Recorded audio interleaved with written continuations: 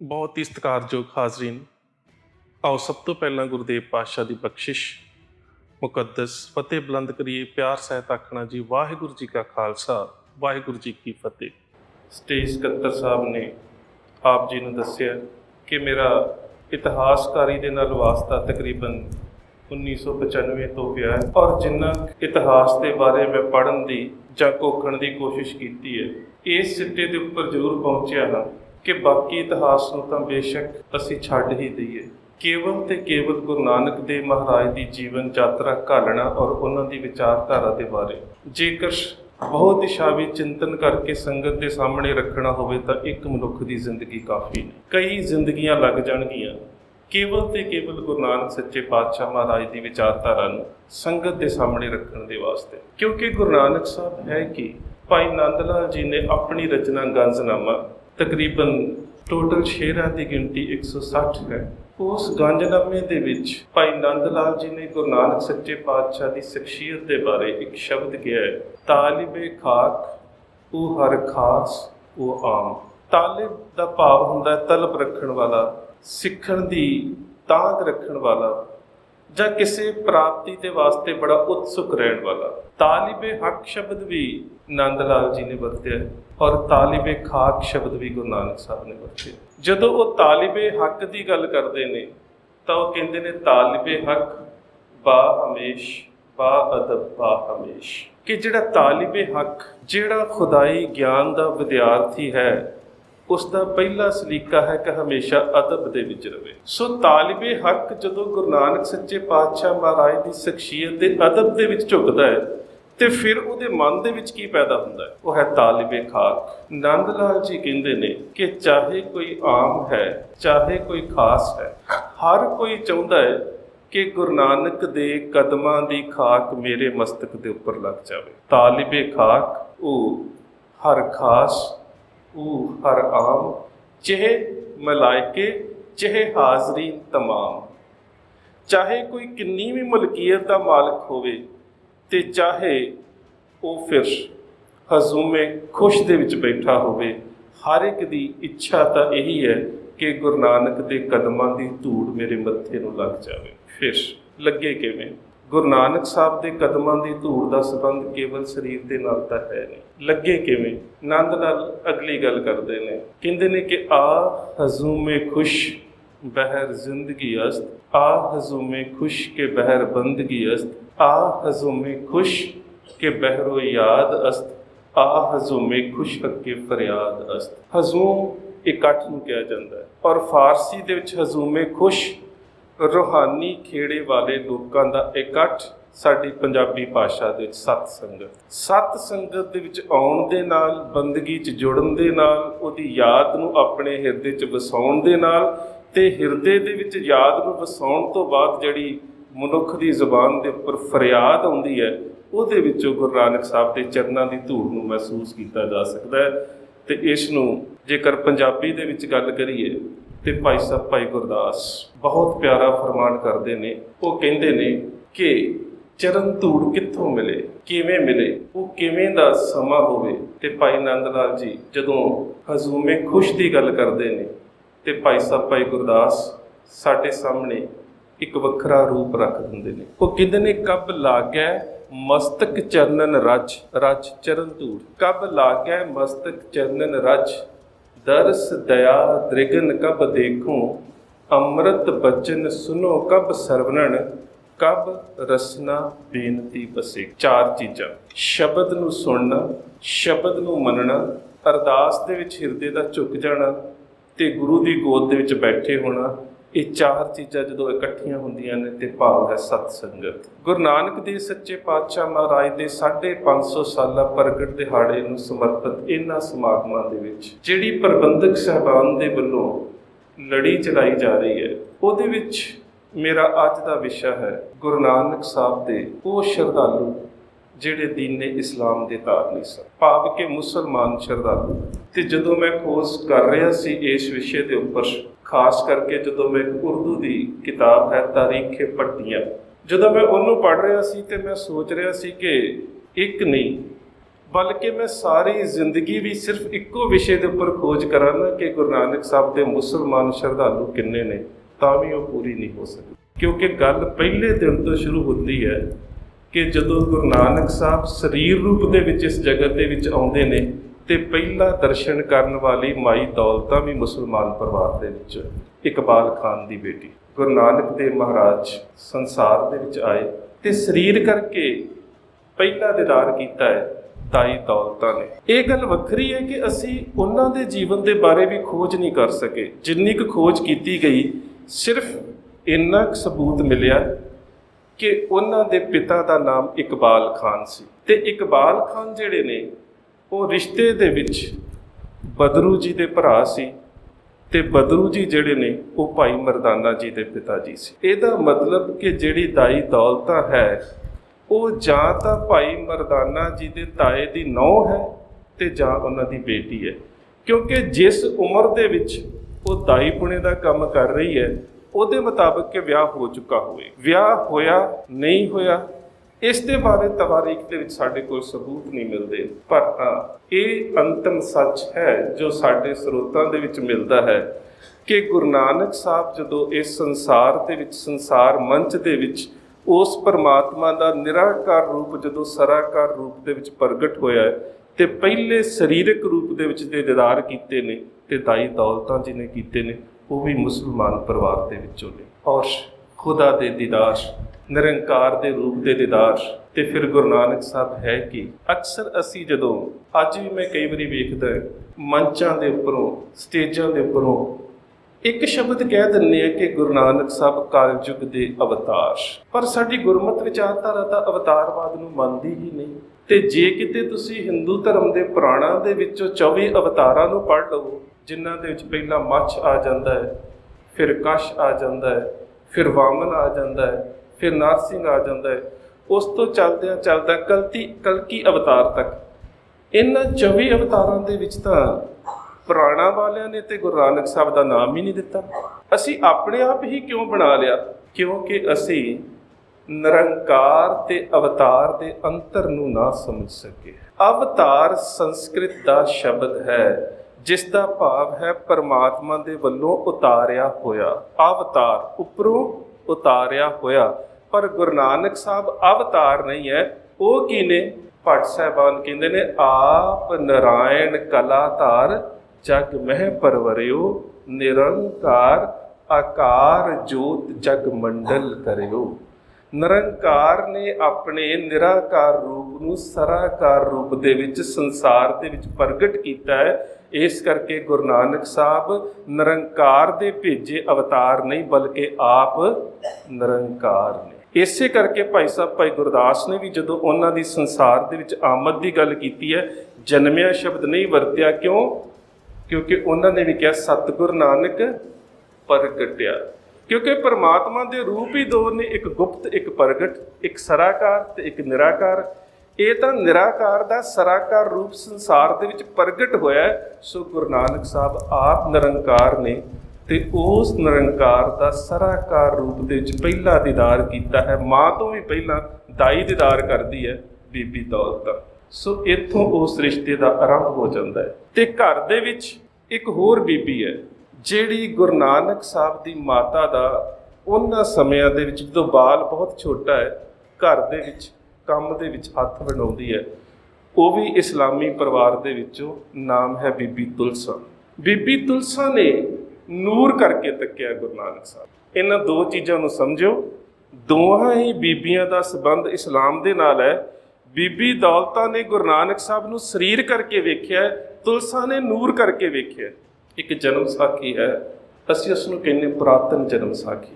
ਪੁਰਾਤਨ ਜਨਮ ਸਾਖੀ ਇਸ ਕਰਕੇ ਕਹਿੰਦੇ ਆ ਕਿ ਉਹ ਸਾਡੇ ਕੋਲ ਜਨਮ ਸਾਖੀ ਪਰੰਪਰਾ ਦੇ ਵਿੱਚ ਸਭ ਤੋਂ ਪੁਰਾਣਾ ਖਰੜਾ ਹੈ। ਅਸੀਂ ਉਸ ਨੂੰ ਹਾਫਿਜ਼ਾਬਾਦ ਵਾਲੀ ਵੀ ਕਹਿੰਦੇ ਆ ਕਿਉਂਕਿ ਉਹ ਜਨਮ ਸਾਖੀ ਹਾਫਿਜ਼ਾਬਾਦ ਕਾਫੀ ਸਮਾਂ ਰਹੀ, ਉੱਥੇ ਉਹਦੇ ਉਤਾਰੇ ਹੋਏ। ਅਸੀਂ ਉਸ ਨੂੰ ਵਲਾਇਤ ਵਾਲੀ ਜਨਮ ਸਾਖੀ ਵੀ ਕਹਿੰਦੇ ਆ ਕਿਉਂਕਿ ਅੱਜ ਉਹ ਲੰਦਨ ਦੇ ਵਿੱਚ ਪਈ ਹੋਈ ਹੈ। ਅਸੀਂ ਉਸ ਨੂੰ ਕਾਲਬਰੁੱਕ ਵਾਲੀ ਵੀ ਕਹਿੰਦੇ ਆ ਕਿਉਂਕਿ ਰਣਜੀਤ ਸਿੰਘ ਦੇ ਰਾਜ ਤੋਂ ਬਾਅਦ ਮਿਸਟਰ ਕਾਲਬਰੁੱਕ ਉਸ ਨੂੰ ਵਲਾਇਤ ਲੈ ਕੇ ਗਿਆ ਸੀ। ਸੋ ਜਨਮ ਸਾਖੀ ਪੁਰਾਤਨ ਇੱਕ ਹੀ ਹੈ, ਨਾਮ ਚਾਰ ਨੇ। ਪੁਰਾਤਨ ਜਨਮ ਸਾਖੀ, ਹਾਫਿਜ਼ਾਬਾਦ ਵਾਲੀ ਜਨਮ ਸਾਖੀ ਮਿਸਟਰ ਕਾਲਬਰੁਕ ਵਾਲੀ ਜਨਮ ਸਾਖੀ ਤੇ ਵਲਾਇਤ ਵਾਲੀ ਜਨਮ ਸਾਖੀ। ਉਸ ਜਨਮ ਸਾਖੀ ਦੇ ਵਿੱਚ ਇੱਕ ਬੜੀ ਪਿਆਰੀ ਘਟਨਾ ਹੈ। 5 ਸਾਲ ਦੀ ਆਜੂ ਤੇ ਗੁਰਦੇਵ ਪਾਤਸ਼ਾਹ ਬੱਚਿਆਂ ਦੇ ਨਾਲ ਖੇਡ ਕੇ ਘਰ ਵਾਪਸ ਆਏ ਨੇ। ਘਰ ਵਾਪਸ ਆਏ ਤੇ ਚਾਦਰ ਤਾਣ ਕੇ ਸੌਂ ਗਏ।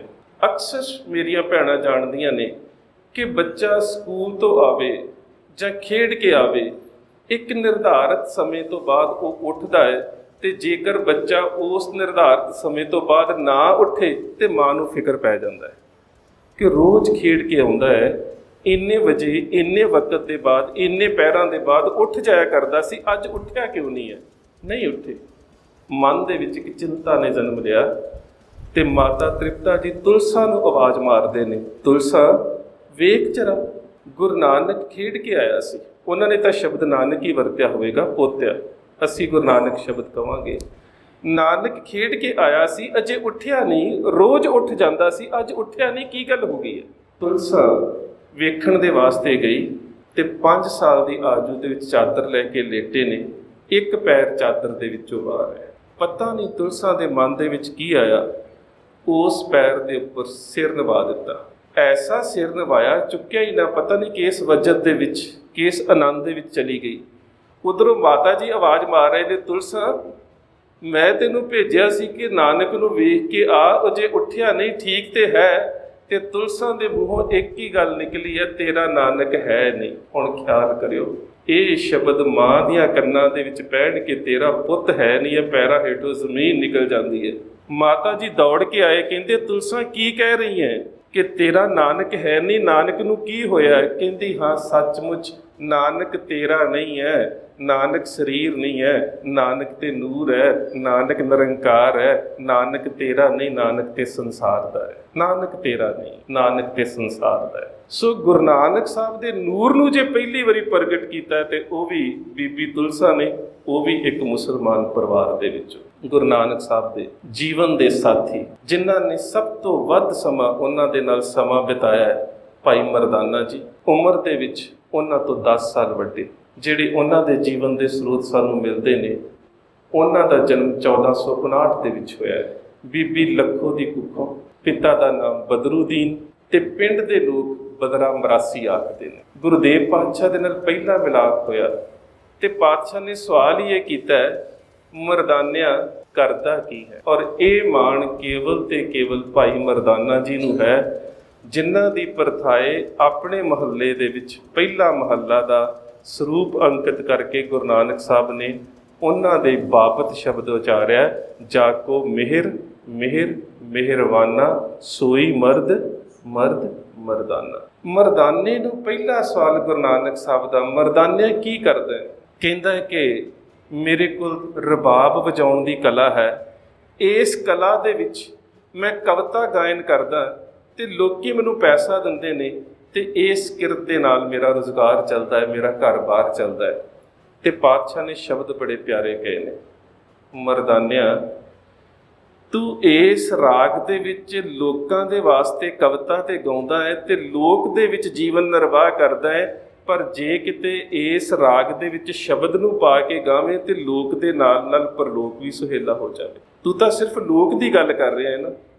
ਰਾਗ ਦੇ ਵਿੱਚ ਕਵਿਤਾ ਬੋਲ ਕੇ ਲੋਕ ਤਾਂ ਸਵਾਰਿਆ ਜਾ ਸਕਦਾ ਹੈ, ਪਰ ਜੇਕਰ ਰਾਗ ਦੇ ਵਿੱਚ ਸ਼ਬਦ ਨੂੰ ਪਾ ਕੇ ਗਾਵੇਂ ਤੇ ਪਰਲੋਕ ਵੀ ਸੁਧਾਰਿਆ ਜਾ ਸਕਦਾ ਹੈ। ਗੁਰੂ ਸਾਹਿਬ ਦਾ ਸਾਥੀ ਬਣ ਗਿਆ, ਸੰਗੀ ਬਣ ਗਿਆ।